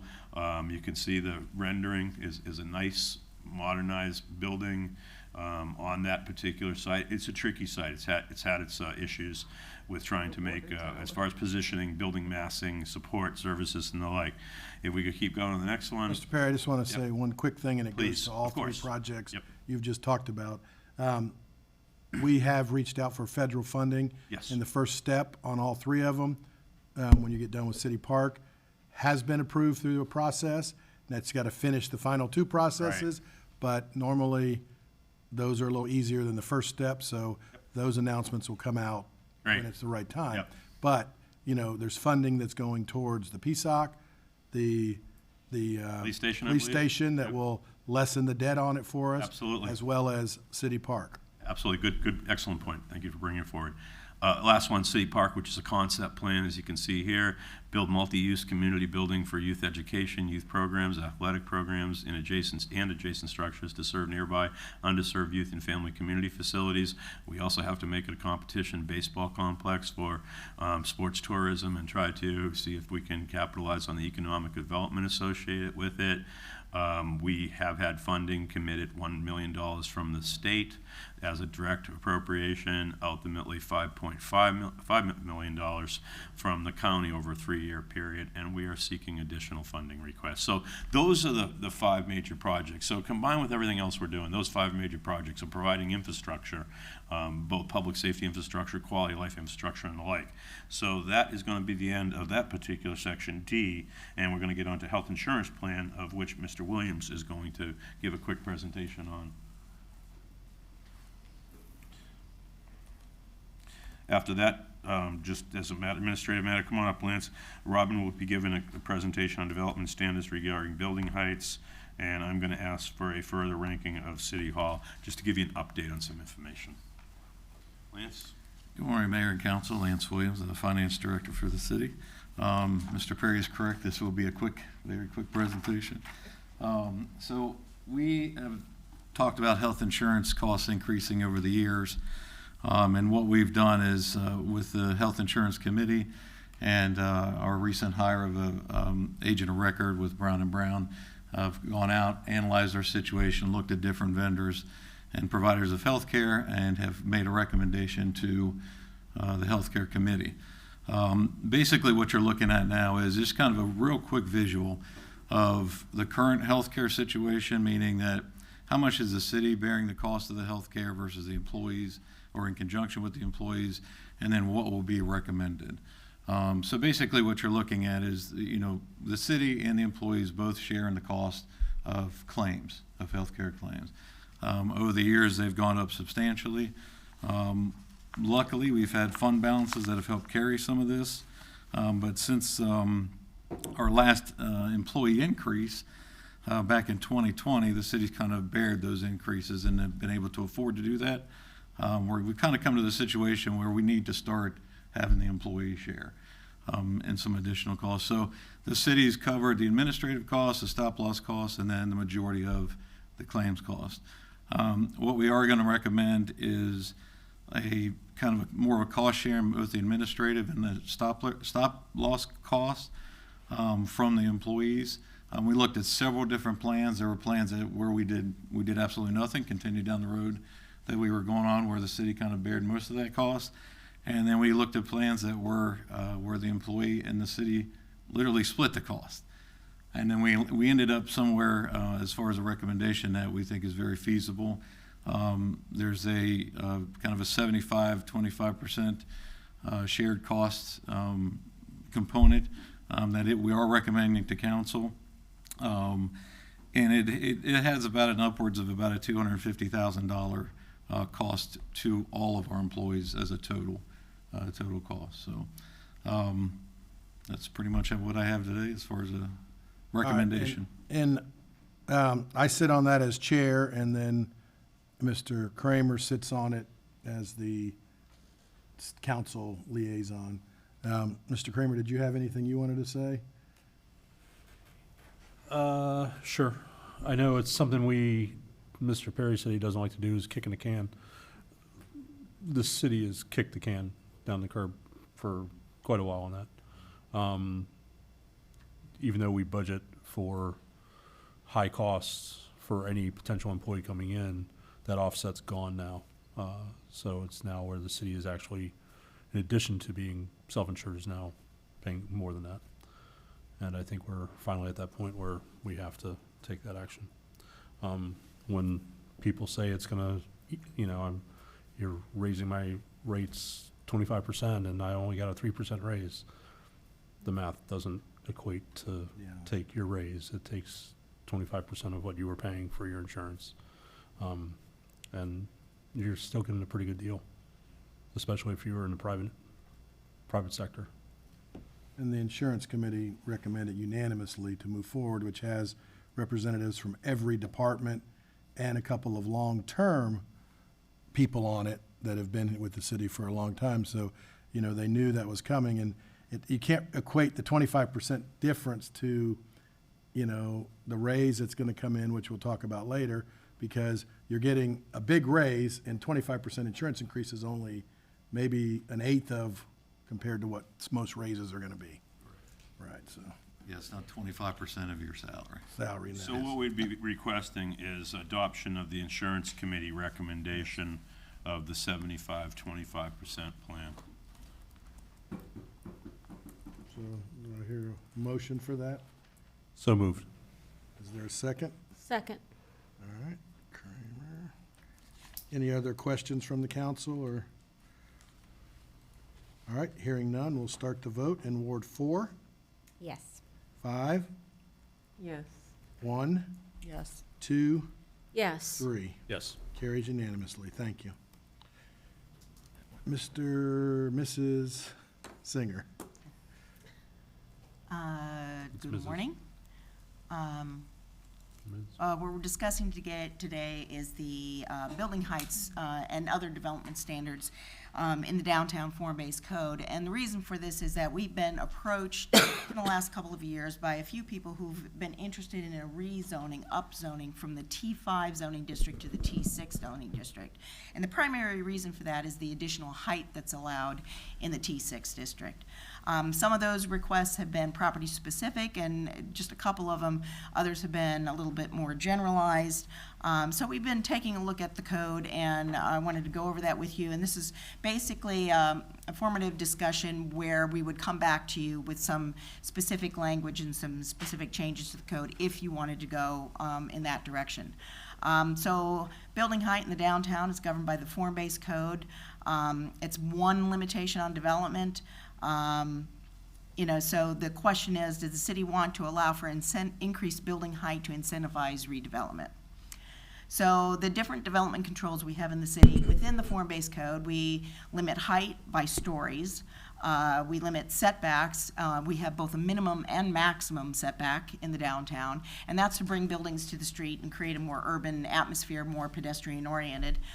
We also limit lot coverage and parking. Under the land use regulations, outside of the form-based code, you'll see height regulated by a measurement rather than stories. You'll also have setbacks, but it's generally a minimum, not a maximum. You have impervious surface, which includes all different forms of coverage, not just the buildings. And then also limits density in some districts and of course parking. Under the comprehensive plan, we limit density and floor area ratio. And I'll get into that a little bit and why that's important when we're discussing building height. So in the downtown, when we're talking about the T5 and the T6, those are the most intensive districts in the downtown. The T6, which includes City Hall property, is generally that urban core of the downtown. The T5, which runs all the way down to 9th Avenue and essentially from this point over by the lower scale, Point Pleasant and the lower scale residential, it does incorporate some of the lower scale residential east of the hospital as well. So it's a much broader area, of course, than the T6, which is intended to be more urban in context. Then if you look at our future land use designation, which it falls under our comprehensive plan, which is another layer of control, as I mentioned on that one slide, you have in the downtown area, again, from Point Pleasant going down to just 6th Avenue, and essentially not all the way over to the hospital by any means. It's just this centralized urban core. And that urban core allows densities of 60 to 70, but up to 200 dwelling units per acre, based on city council approval, and a floor area ratio of 12. Whereas the urban core business district allows densities of 40 to 50, and that 50, those higher densities are based on affordable and attainable housing units, and then a floor area ratio of 8. The differences between the T5 and the T6, slightly allowable, greater allowable lot coverage, slightly lower setback requirements, same required build-out, which is the minimum build-out along the frontage lines. It's similar, more intense uses, but some of the uses in the T5, it'll allow you single-family and duplex, whereas the T6 does not. And the signage, it's just, again, a more urban sign context. And the building height is the main difference that people are looking at when they're talking about changing up to T6 from T5. So the story height, you get to 12 stories in the T5 district, you get a base of 12, it's just a given. LEED certified, which is basically your environmental, how you're building your building according to environmental controls. If you do that, you get an additional 4 stories. You get 2 stories for building at least workforce housing, and then 1 story for an additional public art contribution. You always have to make a public art contribution with new construction in the downtown, but it's just a little slightly more if you want that additional story for public art. T6, similarly, you get much higher allowances, but again, incentivized by the various factors that's same as in the T5. So you get a base of 8, additional 8 for LEED certification, 3 for workforce housing, and 1 for public art. So the height bonuses and restrictions, in lieu of providing 25% as a workforce housing, you can pay into the Workforce Housing Trust Fund. Now, we don't have the trust fund yet because nobody has exceeded the height to the degree that they needed to contribute. In fact, a lot of the housing that you see being built around town is affordable or workforce. 920 is workforce. So they really haven't had to, exceed the amount and pay into the fund in lieu of providing the workforce housing. They're already doing it. But if we wanted to see more market rate housing in the downtown and the allowance for that, you can pay into the trust fund, but this alternative compliance pathway is only available if the building is 50% or less residential uses. So if you want to build a residential market rate that's predominantly residential in the downtown, you really can't take advantage of paying into the trust fund. And that's an important distinction. So if we go back to the other slide, the 2 for workforce or the 3 for workforce, you can't just pay into the fund if you're building a predominantly residential building, because you can't meet that requirement just by paying into the fund. So what about getting a variance? What about getting adjustments to height? That's what we call variances basically in the downtown, is adjustments. So you can do that, but you first have to meet all 3 of those other criteria. You have to have the LEED certification, the public art, and meet that attainable housing or workforce housing provision in the code. And obviously, again, if you can't do that because you're building predominantly residential, you can't build it all market rate and get those additional height. So one of the other limitations, if we talk about like just kind of blowing the lid off of height, how tall is too tall, and where do we go from here? Why not just allow everybody 20 stories by the same provisions? So one of the other controls we have in place under the comprehensive plan, I mentioned floor area ratio. So floor area ratio, if you take a site and the blue area represents your property boundaries. So you can build, with a floor area ratio of 1, you can build 1 story. With a floor area ratio of 12, you can build 12 stories. That's a volume of construction. So if they're limited to a floor area ratio of 12, how do they get to 20 stories in the T6? And that's if you carve out sections. Really, the floor area ratio is talking about the volume of the structure. So if you begin to carve out stories, and it may be an amenity deck, it may be balconies, it may be other kinds of setbacks that take something out of the volume of the 12 stories, and then you stack it on top. So you take that volume and you're putting it on top, and in this instance, you would get to 18 stories. So that's to point out that even if we allow somebody the greater height, depending on which comprehensive land use designation they're in, they still are going to be limited by the volume of structures. You're not going to get a mammoth structure downtown because you're allowing 20 stories where previously it was only limited to 12. So some examples, I wanted to show you just examples of height so we could get kind of a perception of how those translate into our environment. So of course, local examples, we've got about, and I apologize if I'm not exactly right on the stories that these buildings are, but I'm counting them off of slides. But you'll notice that with the Bank of America building that you have a lot of times these lower scale, we want retail frontage on the ground floor. That's part of the pedestrian-oriented environment that we want to encourage in the downtown. But you'll see these lower scale sort of surrounding structures. In the hotel example, again, you have the restaurant on the ground floor. You've got something happening on the ground floor that kind of breaks up your perception of the building height as you stand on the sidewalk and as you experience that on a pedestrian level. Also, when we talk about garage levels and how you can shield those from, public view, our own parking garage is a good example of that, where we have retail on the ground floor and other kinds of amenities, the chamber on the other end, and amenities along the way that kind of shield the view of the parking structure and still allow for that benefit to the pedestrian-oriented environment where the perception of height is somewhat broken down. But then looking at our neighboring towns, again, you'll see some breakdown. In this case, it's sort of landscaping. These are examples, of course, in Sarasota. Some other somewhat shorter structures and retail and office structures on the ground floor, similarly with 18 and 20 stories. So as you experience it on the ground floor, you're not necessarily feeling like you're walking beside a 20-story building. You have some setback, you have some depth there, and of course balconies and open spaces incorporated into the building that kind of break up. I don't mean to, Ms. Singer, I'm sorry. Yeah. Can you go back to that picture? Because when you look at, yeah, that one there, when you look at, what do you see different there than you see our Bank of America building? We see the parking underneath the structure. Yeah. Where the Bank of America building has a big parking structure next to it. When Riverdance has a big structure next to it. Would it look better like this instead of taking up so much massive land?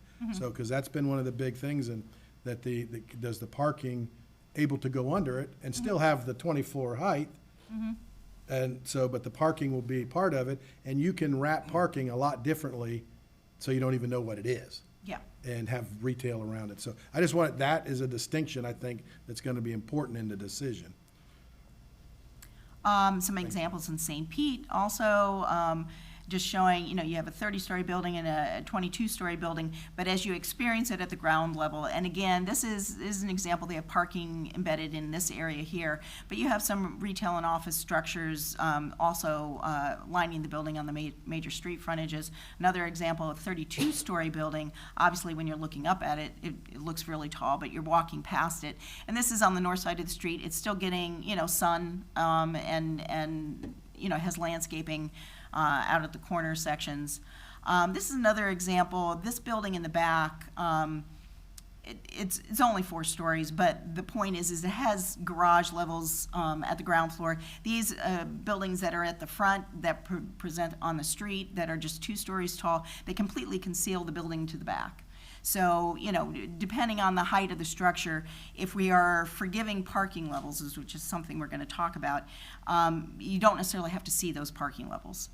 And then the other thing that kind of regulates building structure and volume and how we view the buildings in the downtown is also dictated somewhat by the building configuration diagrams that you see also in the form-based code.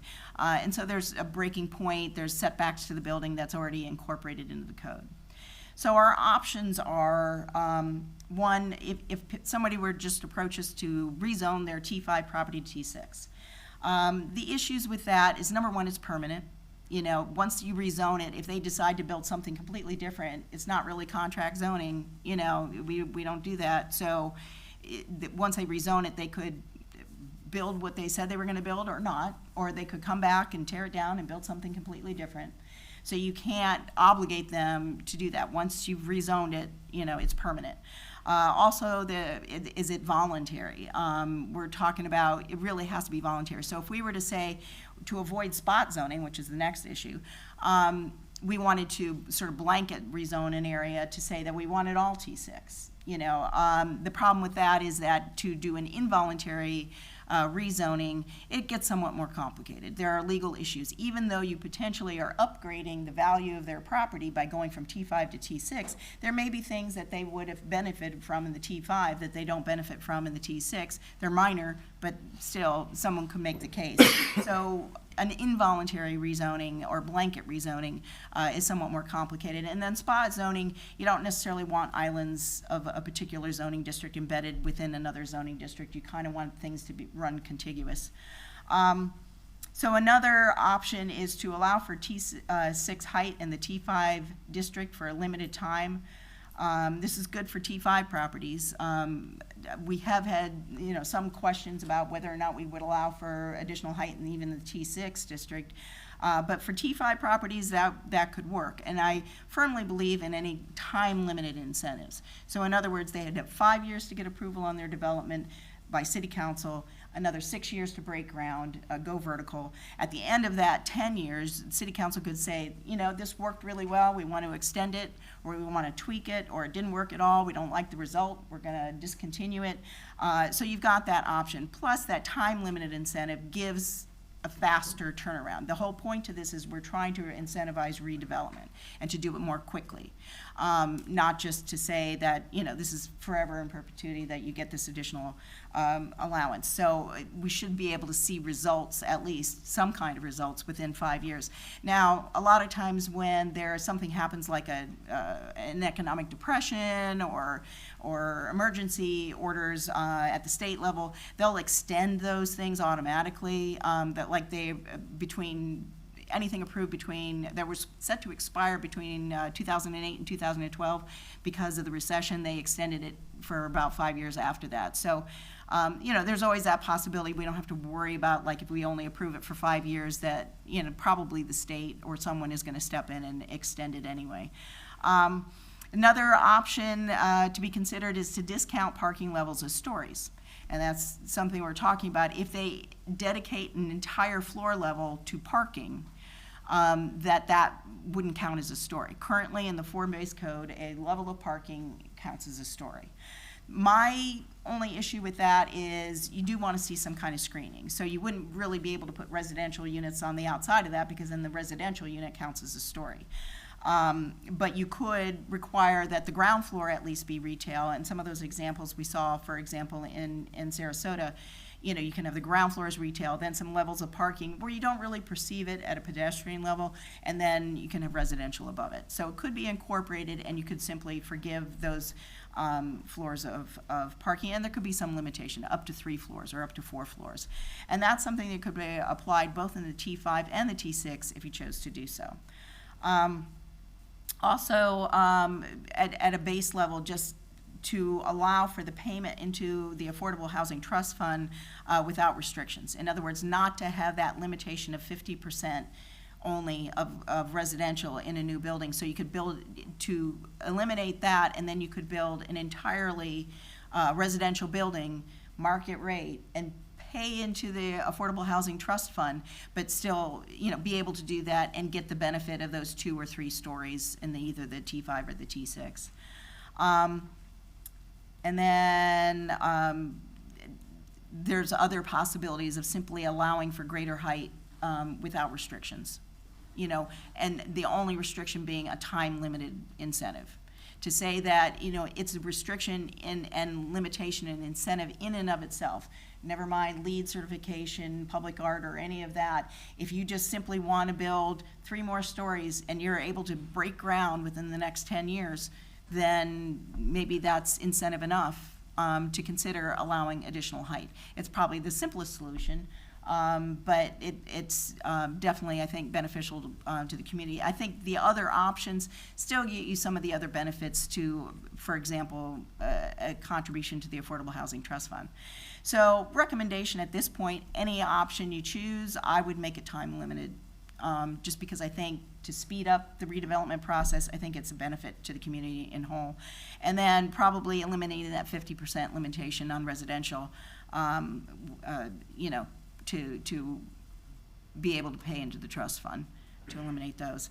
So that's our recommendation. However, we kind of wanted you all to have some time to think about it. We would probably bring it back again for discussion, probably at a meeting sometime soon, I think, because we do have one development that I know of that is waiting for an answer on this to see what the options are as they design their project.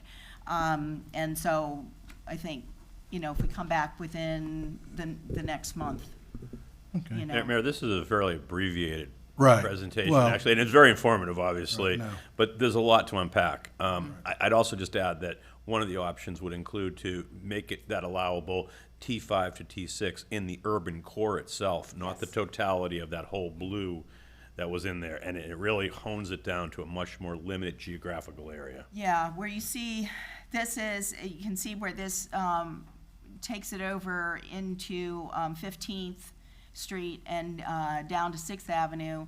Then if we go back to the zoning where that overlaps with the T5, that's bringing it down here. So it potentially would just be in the T5 area there where you'd allow those incentives. And the reason that that makes sense is that that is also the area where you have the greater allowance for floor area ratio and density. So it's more likely that somebody is going to need that additional height to meet those requirements. However, yeah, I mean, I think that's probably. Robin, when you go back to the one just before this you showed, that's actually 8th Avenue, which I think there's actually several properties right there. When you look to 9th Avenue, there's properties right there that I think are, you know, able to be developed, and what's the right height. We have to look at that, but I don't know if that, I know that's, you know, a single person has kind of purchased all of those properties and wants to do some good things. Yeah. But, no, I think it's great discussion. Does anybody have kind of a short, because we're going to get a lot more bites at this in the next I month. would recommend that we probably slate it for a workshop. Workshop. Frankly. Yeah, so because we're getting short on time now for what we have to go to our budget workshop. But no, it's great information out there. And I think it's, I know we shut you off at another meeting not too long ago before it because I think this was the better timing of it. And I think it gives opportunity. What I like about the timing aspect is it does not handcuff future councils. They can actually, hey, it's working, let's keep doing it. Or, oh, heck no, it hasn't worked, let's try to streamline it.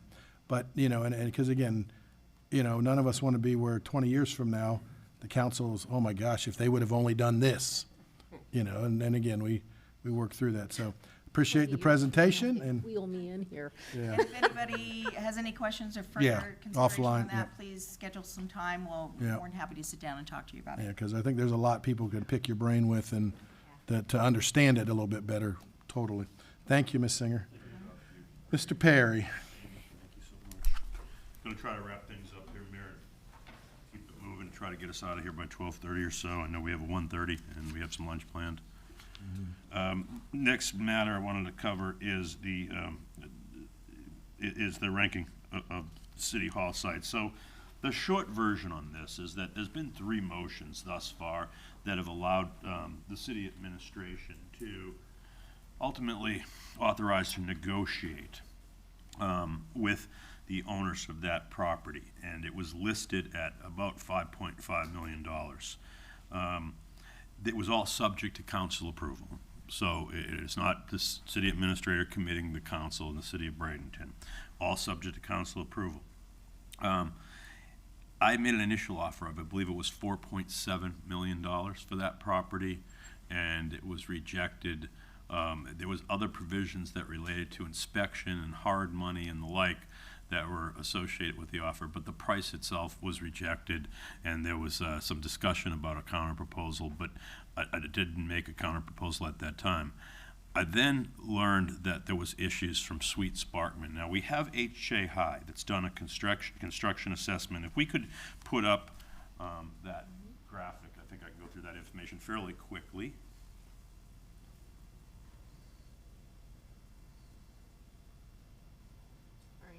It's okay. Next one. Next one. We'll go to the 14th Street. Yeah.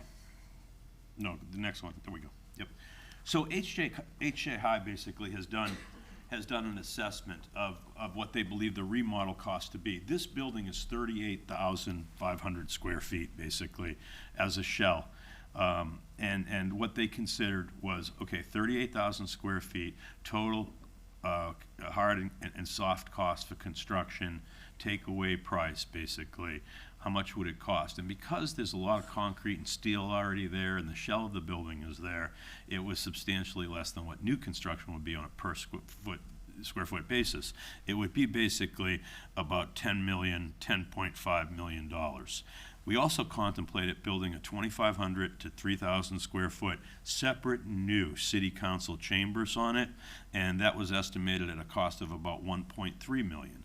So you add that basically to the cost of the 10 million, the 1.3, and now you got land acquisition cost. And so, as I stated, I started to negotiate. So I negotiated at $5,200,000, and that was rejected with a counteroffer. And the counteroffer was $5,450,000, $50,000 off the initial ask price, and basically they would provide full authority to do the inspections that are necessary, and as well as subject to council approval and council approval of the inspection report as well. So your total all-in cost for the original 38,000 square foot building, along with the additional 2,500 to 3,000 square foot addition of the city council chambers, is $16.75 million. Now, if we could go back to the 14th Street slide, I want to show you this. This is, of course, the 14th Street location that we've been looking at. And generally speaking, the city has an acquisition cost through the CRA of $1.4 million. Their construction cost is easier to kind of estimate on that, and it's estimated for 27,000 square feet, $14.6 million. So the all-in cost there is about the better part of, when you put additional a parking structure you would need to put on it. It doesn't have any structured parking. It would be about $18 million. So it's more expensive, but the issue is that it also takes more time because you have to get Swift mud permits. Right now, the Herald Building is impervious land. It's all covered anyway by parking lot or structure, and so Swift mud isn't as much of an issue. Perhaps more importantly, parking isn't an issue either, because we have a parking garage right next to it with 500 bays of parking and other support services. And ultimately, the other issue is the size. So that's, the Herald Building could be built out, it's at 38,000 square feet, could be built with that new chamber to about 40,000 square feet, opposed to 27,000 square feet, which is 29% more space. That space can house Public Works administrative technical support staff. And so we've already appropriated about $4 million for that undertaking of some of our reserve for that. When you take the other contribution of $14.1 million from what we're estimating the proceeds will be from the sale of this building, you can build a new city hall for pretty much what's a wash. And that's kind of what the math is on it. The biggest thing is the time and the amount of space as it relates to the business valuation and evaluation of what's there. But I have to point out something, I'd be remiss, which is basically we've kind of hit a snag, and that snag deals with the Bradenton Herald Building, and we have the HJ High estimates, as I pointed out, but we took it one step further, take it a sweet Sparkman, to do both a further estimate of the cost, but moreover, the code compliance of the building.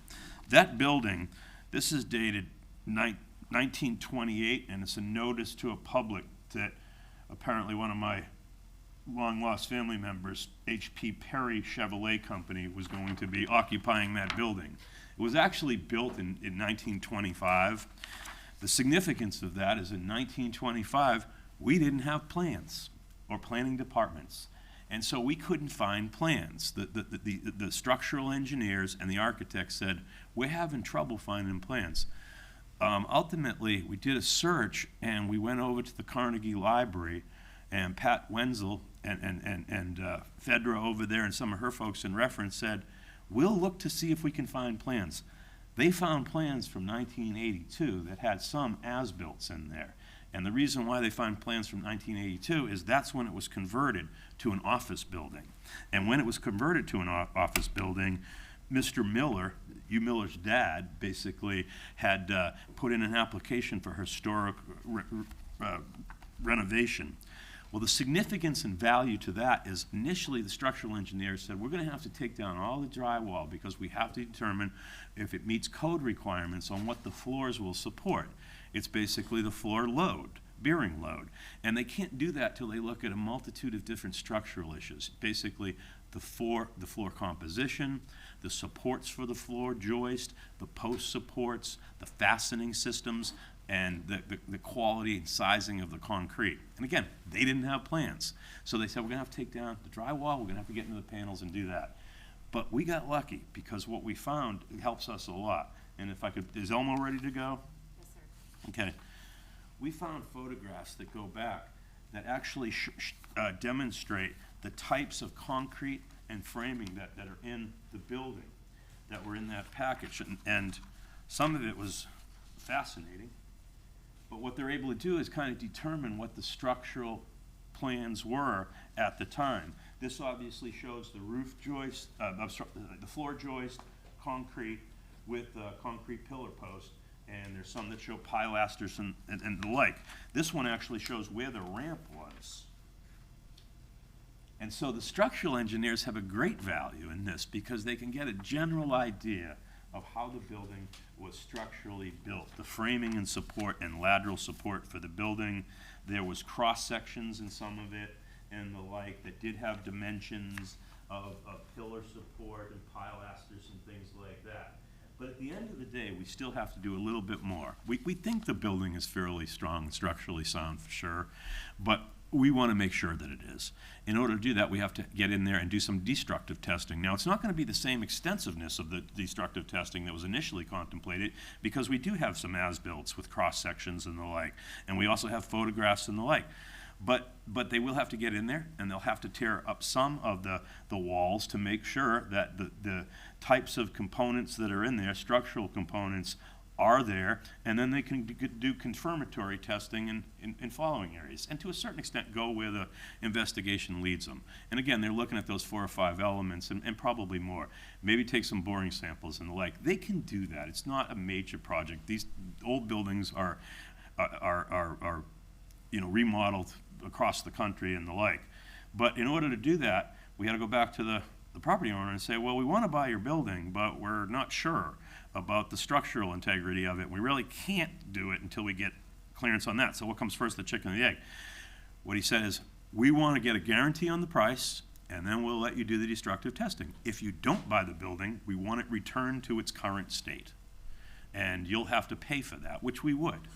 I don't expect a hefty price tag, and Jim and the architects can probably provide more information, and some of it's uncertain as it relates to the extensiveness of the testing, but that's where we're at, and that's why I wanted authorization to proceed with that offer on behalf of the city, that it would be $5.45 million. It would provide us an inspection period. The entirety of the deal would be subject to city council approval at a later date, which would be necessary to consummate the finalization of the purchase and sales agreement, as well as it would be required that the city council approve the engineering reports. And that's where we're at. All right, questions? Ms. Moore? So did you say, though, that we don't yet know the cost of the destructive investigation work or the cost to repair the building to restore it in the event that we choose not to? No, because we haven't done it. I mean, Jim has had conversations with both the civil and structural engineers, and Todd Sweet, the architect and the like. And it is dependent on how far we have to go, but the answer to that question is what we find. And if what we find is minimal, it probably won't be much. And when I say not much, it's hard for me to do anything other than throw a projected number at it. And I think that number probably on the safe side is, what would you say, 50? Is that? That should be an outside number? Okay. See, one of the things that was important to me as we went through this process before we bring it to council is that obviously if we didn't have any of the other information, it was going to be very extensive. And at that point, it was like, we don't want to buy a money pit. But one of the things is at that point, we'd have to do 20 boreholes to see. At this point, I think we're at a point where if all of a sudden they do 3 and everything is perfect in all 3 with all the other information, we don't need to do the other 17. Right. So it's going to be, but if they're saying on the outside, maybe 50,000, which we don't, let's only spend 10. But to not buy a money pit, we don't want to say, oh, we spent this, we found out it was good. Then you get in some other corner and it's there. And once they start pulling those panels and a little bit of that drywall and getting back there, they will come up with what I call an construction inspection technique to say, Jim, you're an engineer, we're engineers, this is what our plan is. We think that will get us adequate information to stamp plans. Well, and one of the things they've already done, which is important, is all of us can walk around our concrete structured house and see the spider web going up the corner. You've been to houses and that. You walk around this building and it's a tank. There is nothing that's showing, because we went on the roof, we went everywhere. I wanted to see, if there's a corner of that building on the corner of the roof, if you can see some stucco falling off, if you can see it. And, we don't know as much, but looking back in 1925, they didn't skimp. And they drove cars up there that were probably 5 times the weight of our cars today. So, I don't know. I mean, it's from my standpoint, Entire yeah, second floor. yeah. That you could see from the street. Right, so one of the standpoints for me was, I don't want to get into a money pit, because that, comes back on all of us, but the other thing was, we're getting enough to house our public works, our council chamber to build, plus extra space Plus to green grow a little space. bit, plus green space, plus improving our downtown with the green space, some other options later on we can look at. And we'll be utilizing our garage like we utilize it now, basically, from a standpoint of when it's not utilized, we're in it. When we're out of it, the public utilizes it for other activities, weekends and nights. So, Ms. Coker? Yeah, I was kind of thinking maybe the real key is going to be on the right to cancel. That if you get into this, starting to do your destructive inspections, and all of a sudden they're saying, oh, well, we may have to do this bigger. If it's going to exceed the 50,000, I think we kind of need to readdress it. And also the right to renegotiate. If we get in there and say, okay, we're okay, but it's going to cost us an extra amount of this, I think we're paying a premium at the 5.45 personally. And we have the right to cancel for no reason at all. Okay, And so it will be yeah, totally it's all for no subject to reason. council approval. So if you guys said, no, we're not going to approve at this amount, but we will authorize you to go back and renegotiate a price, as you would in any typical transaction Yeah. that showed inspection deficiencies. Yeah, okay. The photographs are absolutely amazing. If you haven't seen them, it's worth buy and taking a see 'em, chance at yeah. some of these. I can't put them on Elmo because of the sizing of them, Mm-hmm. but it's interesting because it does show, like back in the day when they had this, it's all exposed concrete, very industrial, so it allows them to look at, there isn't drywall concealing the structural aspects, most of the structural aspects. It tells a story, but not the full story. So, Mr. Perry, your recommendation is I'd rank be requesting a motion. 1 and 1A, or 1 and 2, what it doesn't. Yeah, as far as a ranking, probably a ranking between the two projects. Just probably a ranking to approve one of the Third Avenue as number 1 and. Right, with the proviso that I'm authorized to pursue this offer of purchase, subject to council approval, at $5.45 million. As is. As With the is. right to inspect. With the right to inspect. All the stuff we Yep. talked about. Do I hear a motion for that? I'll make a motion. Okay, Ms. Coker, Do I have to do all of it, or just? say is there a something? second, what he said? I'll make a second. All right, okay, further discussion? May I? Yes, ma'am. So then, if that is what we're doing is ranking, I see the numbers and I think we've adequately addressed how to minimize loss. Do we have to have another conversation about how council feels about the two locations for reasons other than monetary reasons? Or do we feel like that is settled and everyone has their preferences and? I think the preference, obviously, if Mr. Perry comes back and says, hey, there's no issues, we spent $10,000, not 50, because if we start to get close to 50, that means we're finding reasons to move on.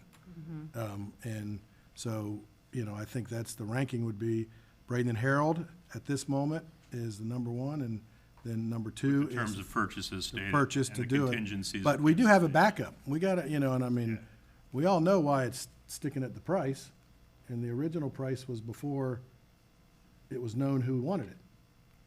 And the other thing is, it relates to this project being the City Hall mixed-use project, because we think for the completion and occupancy of a remodel, 15, maybe 18 months, opposed to probably 24 to 28 for new construction, because of those swift mud permits and other issues associated with it. It's easier and quicker to remodel, and certainly cheaper. And I believe this will definitely get us better green space, because you see in the picture here, that parking lot doesn't need to be there. It can be green space, and we're bringing more people downtown, and, you're gonna have it on the other side, green space as well of Bamboozle, and again, that's something that'll come through, but I just think adding green space, and, we heard that a lot in our discussions, and, it'll stay parking lot otherwise. So I think that's an important issue. Yes, ma'am. Well, and I also, I originally was pro 14th Street, but I think that the new construction costs have really skyrocketed. they've turned into the money pits now. And this seems smarter. And I do like the opportunity to maybe have some public space incorporated in with the new City Hall project. And it's in a key part of the downtown where we want it. Yeah. So that's where I'm at. All right, is there something that, No, Chief has the next issue. oh, okay, all right, so we It's just, not on the she's just, agenda, right? I was gonna say, we're gonna, yeah, on we're the gonna, we have a motion and a second. We got a motion and a Yep, and a second. second. I didn't know if she wanted to speak to this point. All right, and we'll start the vote in Ward 5. Yes. 1, Yes. 2, Yes. 3, Yes. 4. Yes. Carries 5-0. Thank you, Mr. Perry. Unfinished business. Yes, just, Chief has a quick one regarding surplus vehicles. We found a policy that will require council to approve it. It's the donation of 2 surplus vehicles. I'll let Chief take it from there, 2 police vehicles. I don't know if a lot of y'all know, back in June, a police chief with Jasper Police Department was involved in a fiery crash, hit a deer, hit a tree, and burned up him and his car. Jasper, Florida is a very small city, 5,000 people, very small agency. This occurrence obviously devastating, has also left them now without vehicles, without some really strong leadership. They put out an email last week to the Florida Police Chiefs Association requesting anybody willing to maybe donate any of our vehicles that we're getting ready to send to auction. It just so happened the day I got it was the day we were processing the paperwork for 2 2017 Explorers. Both of them have over 100,000 miles. Both engine lights are on. We're hoping that maybe with one, they can harvest parts from the other and get a functional vehicle. We did this once before after the hurricane, really received well. I think this is our opportunity as a city to help another city in Florida that's not quite as fortunate as us. We don't really get a lot of proceeds from these auctions. And I just simply need approval from you all to sign the form and ship the cars off. Mr. Mayor, I make the motion that we give Chief Bevins authority to handle that situation. Second. Second, all right. I'll give Mrs. Barnaby and second at Mrs. Coachman. Any further discussion? Hearing none, we'll start the vote. In Ward 1, Yes. 2, Yes. 3, Yes.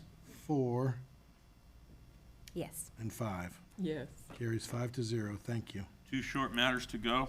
I just wanted to bring to your attention that I am in the process of putting a purchase order out for new decorative garbage collection cans, basically, surrounds for the Riverwalk downtown Main Street area and the like.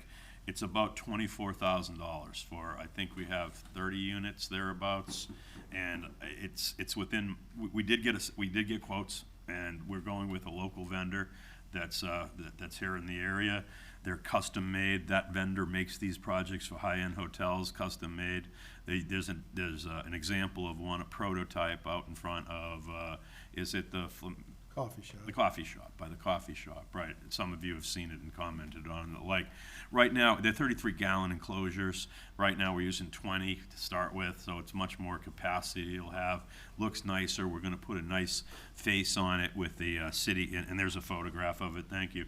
We're gonna put a placard, either a sign or a vinyl type of thing on it that has the emblem of the city, a friendly city with the sunglasses, and we think it brands the city a little bit more. It's more functional. The ones that were in place were, again, 20 gallons. They're kind of beat up a little bit and the like. Fill up very quickly. And they fill up really quickly, yeah. So Tops on these yeah. will be a bronzy color similar to our logo. The white was the prototype.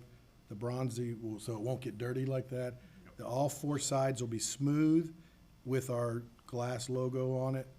And, you know, we just, and 15 of them will be this color, and 15 of them will be our orange of our sunglasses. Right. So, Yep.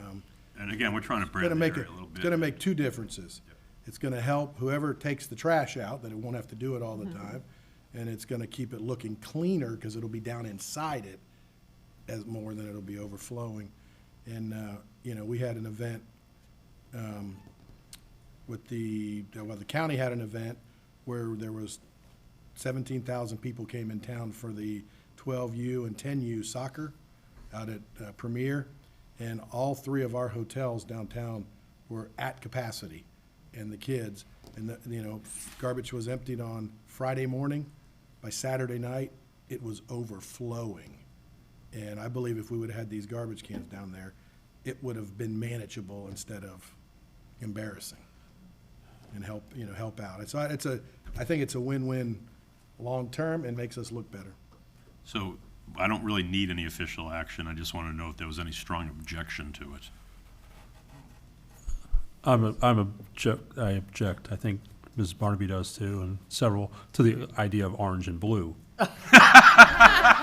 There's orange and green, I think would be, or blue and green would be an option. Orange and turquoise, that's our city colors. That's part of our city colors. We have some green in there. I'm outnumbered by 4. Let's go umber and turquoise. How's that? There we go. Other than that, it's a good idea. Copper and turquoise. Right, I'll make sure it's not royal blue. Or orange. Yeah. Great, thanks. The last matter, I believe, is the sidewalk on Old Main in front of Harley Bald. And we have been trying to resolve this with the Harley Bald owners of that property. When I say this, it's kind of a long story, but there is an argument about an encroachment of where the sidewalk kind of sets back, that it's about 4.5 feet encroaching on the Harley Bald property, which it is encroaching, but there's kind of a fairly detailed legal analysis regarding prescriptive easements and the like. Mr. Rudisell has tried to work this out.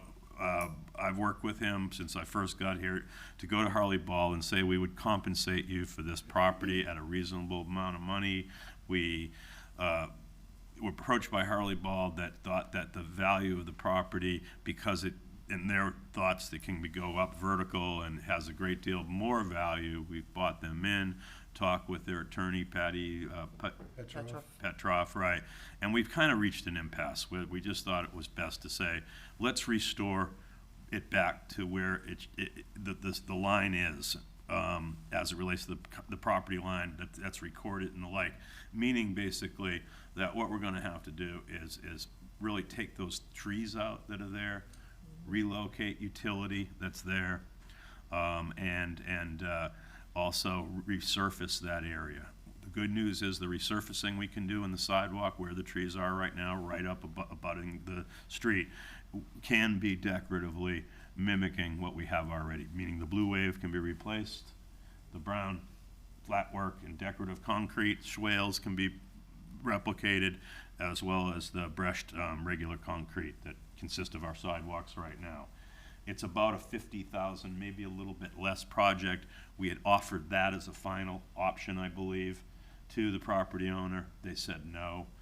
They did say that they wanted us to help them take their concrete, their pavers that are their driveway that come out into Main Street, and they would pay us to do it. And we said, we're not interested in that. And so we're going to proceed with that. Those trees are going to be gone. That's why I need to tell you about it. Yeah, and we've had a lot of discussion on it, and I know Mr. Rudisell has worked very diligently to try to come up with a common. That property the city used to own, and when the city sold that to that business 50, 60, 70 years ago, the sidewalk is exactly where it was 50, 60, 70 years ago, and now it's an issue. And Mr. Perry said this to me. I haven't lost my composure in many meetings. That one, it was time to move on, unfortunately. Because when people start telling you they want $1 million for the airspace, it's like, we got to move on. And we could spend $200,000 fighting it and not win a thing. So unfortunately, it's time to. What are the sizes of those trees? Small. Are they, they're not the big ones? They're not huge. Okay. It's sad, but It's very sad. Yep. I just want you to know, you're going to see some No, it's the construction, sidewalk. and I want you to understand why. And we have to remove Yeah. the trees to move the sidewalk. to Yeah, get the we right got to side. put the sidewalk right where the trees are, basically, to relocate. It's give them- probably, if you look, when you can look at them, the three across there, it's terrible that we have to remove them, but it's probably the least obtrusive trees that we have to remove if we had to remove them. Because it's just sad. It's sad that you have a property owner that is being like that. But we can replant them somewhere. So, There's not not gonna enough lose space them. to replant them there. There. There's not enough. No, I mean somewhere. Oh, yeah, I mean, well, we're not gonna. Sure, we can like, look at. Chop them down. Yep. I No, they'll think have they to be they're cut not- you because can't- they're They're established. big enough to where you can't move them. They're very mature trees. But it's sad, but we tried. Scott? They're about a 12-inch caliber. Right. Scott tried everything he could, or Mr. Rudisell. We tried everything we could, and it's sad. I think it's about time for me to sit down. Appreciate everybody's time, attention, and everything else. And I just want to close out by saying thank you all for completing my second annual evaluation that was done. I'll have and discussion under that, under my Okay, comments. great. But I wanted to say thank you for doing that in such a timely manner. Thank you. Ms. Singer?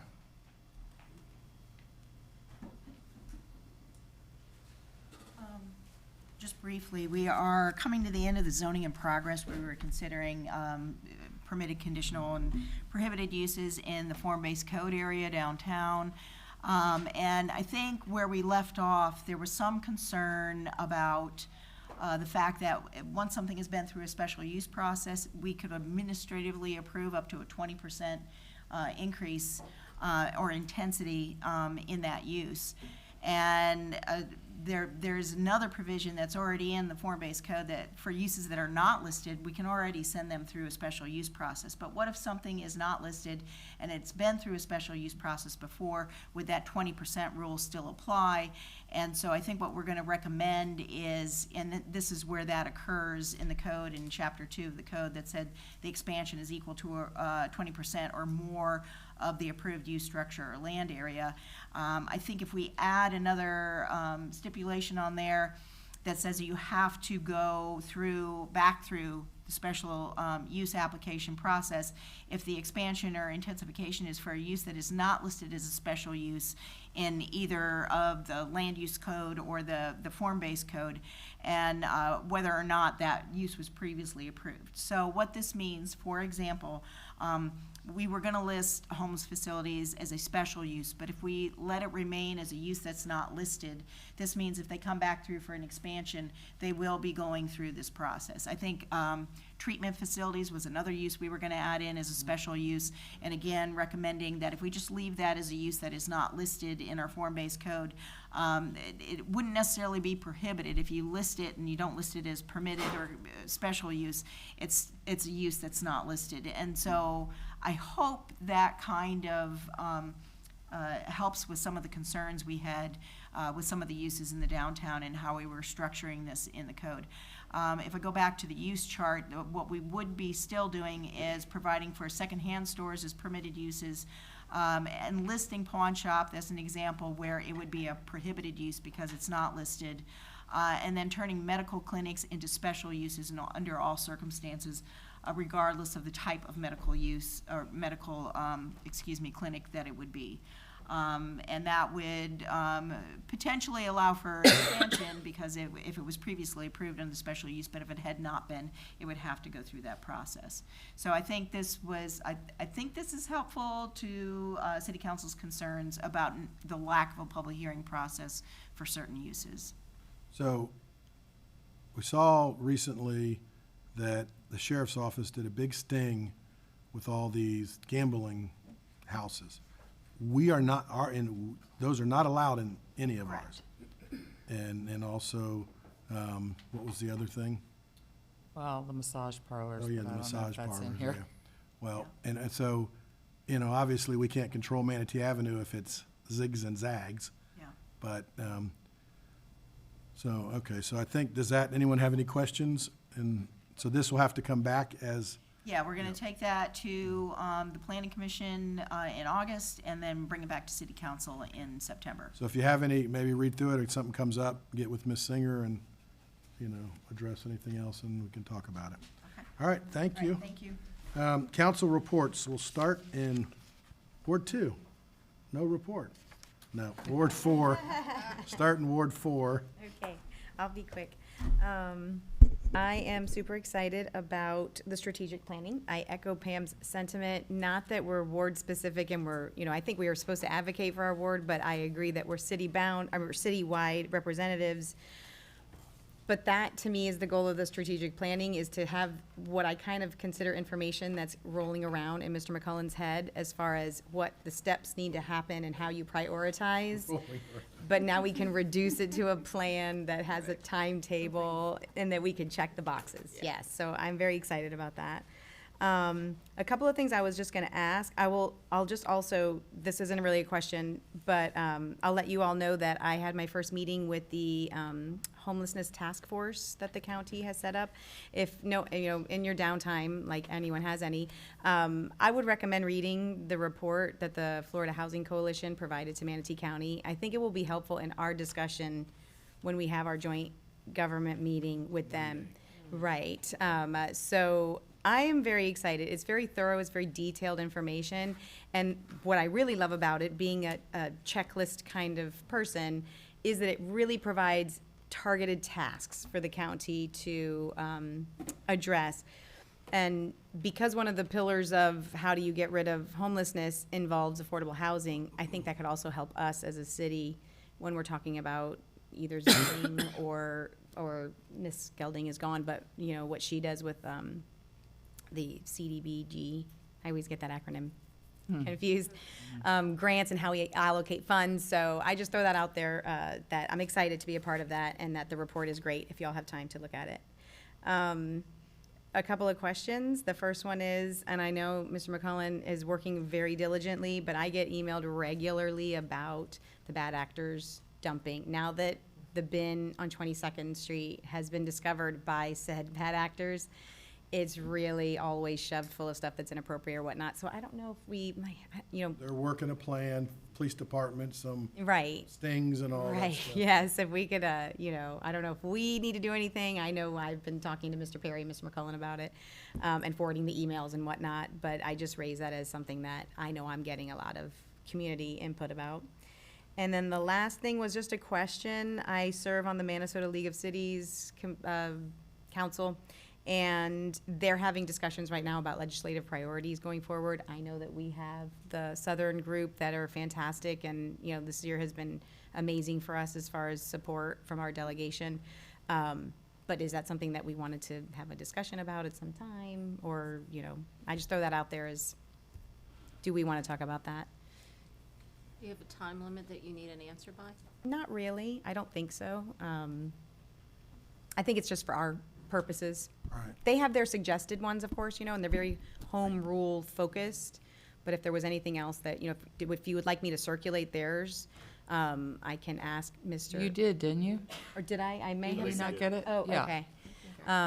So I didn't know if we wanted to talk, and whether we have different ones. We might have more, city-focused things that, collectively we think are important and want to give Mr. Perry more direction to work with Laura Bomer. Well, my opinion is, for what it's worth, is that I didn't see anything, and I went through it very quickly, but I didn't see, it was all very general. It's kind of like the way the chamber is. They don't want to steer in. Now, sometimes Florida League of Cities will. Right. And while that whole home rule thing is such a double-edged sword, I do hate to wade into that a little bit. But, I mean, I think our lobbyist is doing a great job for us. I didn't see anything that we wouldn't want to support the Manatee League of Cities, but I don't know. To me, they're kind of political. Okay. Yeah, and I think we got to be careful, especially with our legislative body locally, because sometimes the league does battle with them. And, we've had some very great success lately, so we got to just walk the fine line, because I think the league serves a purpose at times, but I think sometimes, there's an agenda that may not meet the local agenda. Right. And so we've got to be careful. I think we support it. Is anybody going to the league this year? I'm not, I'm a maybe. Their meeting is like next week, isn't it? Oh, then maybe I'm not. I Yeah. thought it was in August. It's, next week. Next Yeah. week. So, There's been a lot. all right. So I don't know if I'm going to, but to your point, I agree. It's not that I'm trying to adopt theirs as Right, ours, but yeah. with other things that we wanted to more focus on for the city. our Right, own and I selves. think there's things that we can talk about in meetings that, they sometimes send out an agenda that says, you must sign this, and it's not something that Right. Right. the majority of us would agree with, or maybe not disagree with, but it's like, wait a minute, we don't want to get into that battle because it doesn't matter to Bradenton, but it matters to Deltona, Right. you know, and, or Holmes Beach, you know, so. But, all right, anything else? All right. One, or no, five. Oh, I skipped you. We already did Mary Ann, she was out. Miss Barnaby. Let's see about that. Miss Coachman. All right. Wow, it's good to be back in the saddle, so to speak, but that means summer is near end and I'm going to be back at school. Yay. I really don't want to list all the things that I was going to talk about since our last meeting a month and a half or so ago. But just, it's great to be back. Everybody, be ready and looking out for the little darlings that are going to be out pretty soon. And pray for all of us educators and people who work at a school at whatever capacity. All right, thank you. Me? Ward one. Okay. I just want to thank y'all for the discussion because I think I've kind of been getting, I know everybody's been getting, but the whole discussion on the causeway, I think I really appreciate Dave Tomasco coming today. I think there's a lot of aspersions being cast that were not, you know, and I think he did a great job presenting today. And so I appreciate, we spent a lot of time on it, and I'm hoping that we can, you know, all work in the same direction on that one. The heat right now, I hope everybody's very careful, especially all these athletes that are getting out there. I know football season's starting, and I'm really concerned. I hope that, you know, that they're being very careful and staying hydrated, and I don't know how they do it in this heat, but, and also, I wanted to say, I love Lewis Park, but I have to make a comment about the fencing. It's like cages out there. I was really disappointed in all that 8-foot cage, and honestly, I took my grandkids. But that's required by the, I don't think it is. This- Is it, if it's required, by what? We By don't the- have a by fence the- around the Riverwalk? no, I'm talking about, the Riverwalk is a regional park. Lewis Park is a neighborhood park. I believe the fencing was required by the ADA compliancy as well as the new federal standards dealing with playgrounds, and you may see more of this as we go through and improve the various neighborhood parks. I find it horrible. It's like a cage, and especially at, as high as that was, it 6 made it foot. very difficult for me with multiple age grandchildren to manage them. That, and then, you know, the shade, it was almost, couldn't even use the equipment, it was so hot. We couldn't, most of it. And so I think the shade structure or something needs to become a priority over there. I mean, I love the improvements, but I don't know, maybe it wasn't an improvement because the old park was nice and open and inviting, and now you've got, I don't know. The equipment's nice, but I don't like the fencing, and I don't understand why it's required. Who knows? And then back to school, all the kids, be safe. And let's drive careful. Thank you. Miss Barnaby? Thank you, Mr. Mayor. I wanted to thank Mr. McClellan and Mrs. Melton for all their assistance while I was away from the office. I appreciated being able to contact them and be able to continue to serve our citizenry, even though I was not located right in the city of Bradenton, and I appreciated all your support very much. Also wanted to send out congratulations to Mike Knowles, who is a former coach at Manatee High School. He was inducted, I believe, 2 nights ago into the National High School Coaching Hall of Fame. And that's kind of exciting for him and his family. Wanted to extend my condolences to the family of Calvert White, our city employee that unfortunately passed away recently. And then I also recently saw that James Athens passed away. For those of us that grew up here and attended Ballard Elementary, Pete Athens, his father, was the crossing guard that was there forever and ever and ever. And James ended up going into education and was a teacher at Orange Ridge Bullock before he retired. But he was the gentleman that you might see down at Robbins that drove the little white Volkswagen and always had a smile on his face. So I know that he will be missed. I wanted to introduce Luke Hudson, who, if you don't just mind standing up and waving, saying hi to everybody. Luke is a graduate student at Florida State University looking to get his master's in sports management, is down here working at IMG with the Gatorade program. But part of the program is that the participants need to spend a specific amount of time doing things in the community, finding out about the community. And Florida State reached out to me, and I'm happy to have Luke here. He has been a lot of fun to get to know. I think he's an impressive young man, and if I can steal him out of sports management and get him into city government, I'd do it in a heartbeat. So thank you for joining us today and for being here, Luke. And then I'd also like to say to all of the council members, I want to thank you for your hard work, Mr. Rudisil, your hard work with the vacation rental ordinance and getting this set up. It showed a great deal of courage. I appreciate you doing it. Many of our historic neighborhoods do not have homeowners associations, and they had absolutely no way to get anything done. And when I got back on the council, I was told that the city council couldn't do anything.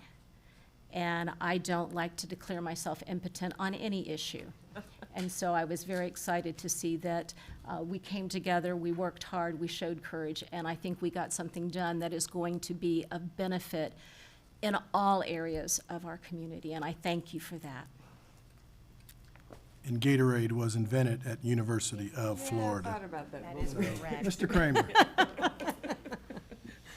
Thank you, Luke, for There were being love here and bugs. representing Florida State University. I want to start off again with Cal White's family, our condolences to them. Ditto what Mrs. Barnaby said when I had my nationwide sabbatical. I did not want to come back, but here I am nonetheless. Thank you to the staff for helping me out and being in communication. I try to be cognizant of time zones when I was texting or calling or whatever. I'm looking for a volunteer for the Police Department Citizen Advisory Committee. The gentleman who is in our ward is no longer going to be on the committee, and I need to get somebody to replace him. So if you're interested out there on YouTube, reach out. I have a couple names in mind. I'm going to be reaching out to them. The other night, the mayor, myself, the police department staff had the honor of going to the 16th Congressional District Law Enforcement Awards, hosted by Congressman Buchanan at the Convention Center. We were proud to support Officer Joshua Small, who received the Dedication and Professionalism Award, and Detective William Mulligan, who received the Preservation of Life Award. Every year, I think for the last 13 years, Congressman Buchanan has always been a strong supporter of law enforcement and public safety. I know he does fire service awards every spring, I believe, right here in these chambers. But he's always been a strong supporter of law enforcement, and that's certainly a sign of his support. I don't know that any other congressman in Florida do that. So thank you to him. All That's right. all I got. Thank you. No, I'd like to echo a lot, but one of the things I want to start with is Cal White. Back when Ian happened, there was some issues on Main Street and some trees that Mr. Perry, myself, Ms. Barnaby, started looking at, and the chief drove by and said, wait a minute, you shouldn't be doing that. I'm not going to apologize for doing that. But a crew came out, and Cal was one of them. 3 of them came out. And one of the things that we did was, after we got the main branch down, Cal was one of the main leaders of that kept saying, let's go down Main Street, because the market was the next day. And it would have been hard to have the market with all the debris that was on Main Street.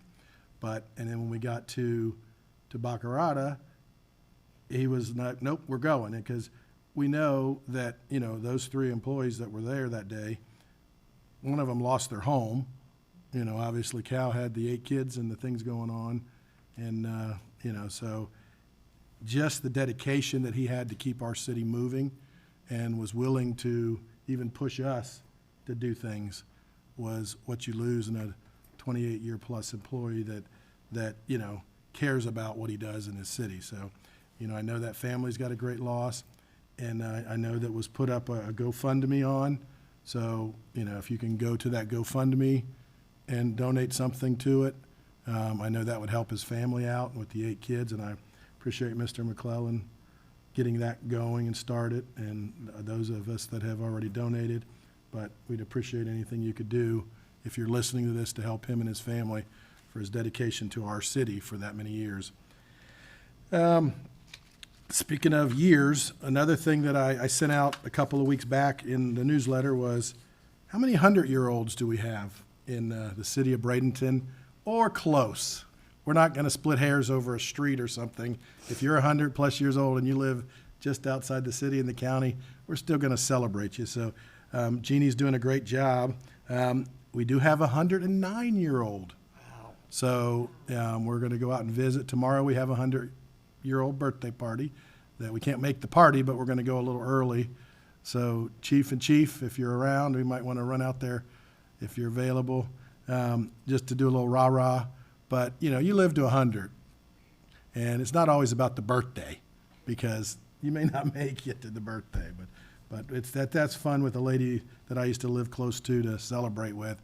I want to celebrate with all of them, and I want to meet the 109-year-old, so that's in the works. But if anybody, you know, it's just, that's just cool, you know, and it's just fun to look at. Mr. Perry talked about bandwidth earlier in one of his presentations. And obviously, everybody turned in his evaluation.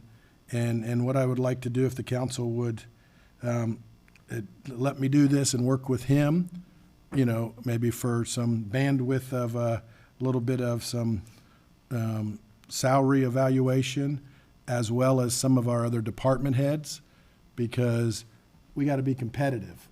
And, you know, so to work with some of that and bring it back and kind of go forward with that. So with his evaluation, obviously, you know, throw out the high and the low, and it's pretty high.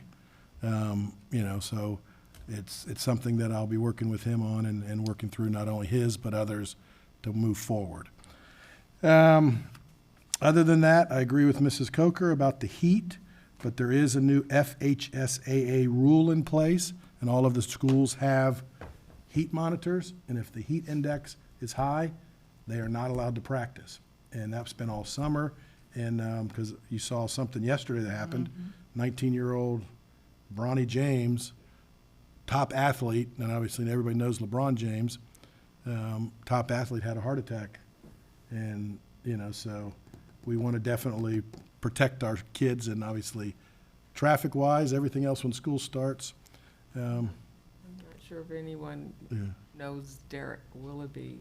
He's kind of my family, indirectly. Yeah. He also was very young and was playing pickup ball. Yeah. When? Within the last week or two. Yeah. The Unfortunately, there's so probably sad. underlying issues the younger people don't know about.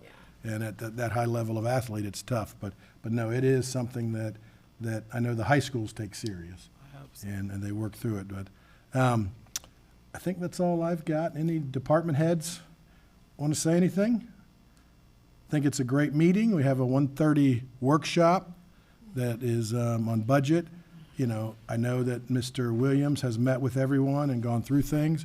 This is kind of a 10,000-foot look. And so it won't be long, but then you have a 3 o'clock CRA meeting. So nothing further. We'll be adjourned. Thank you.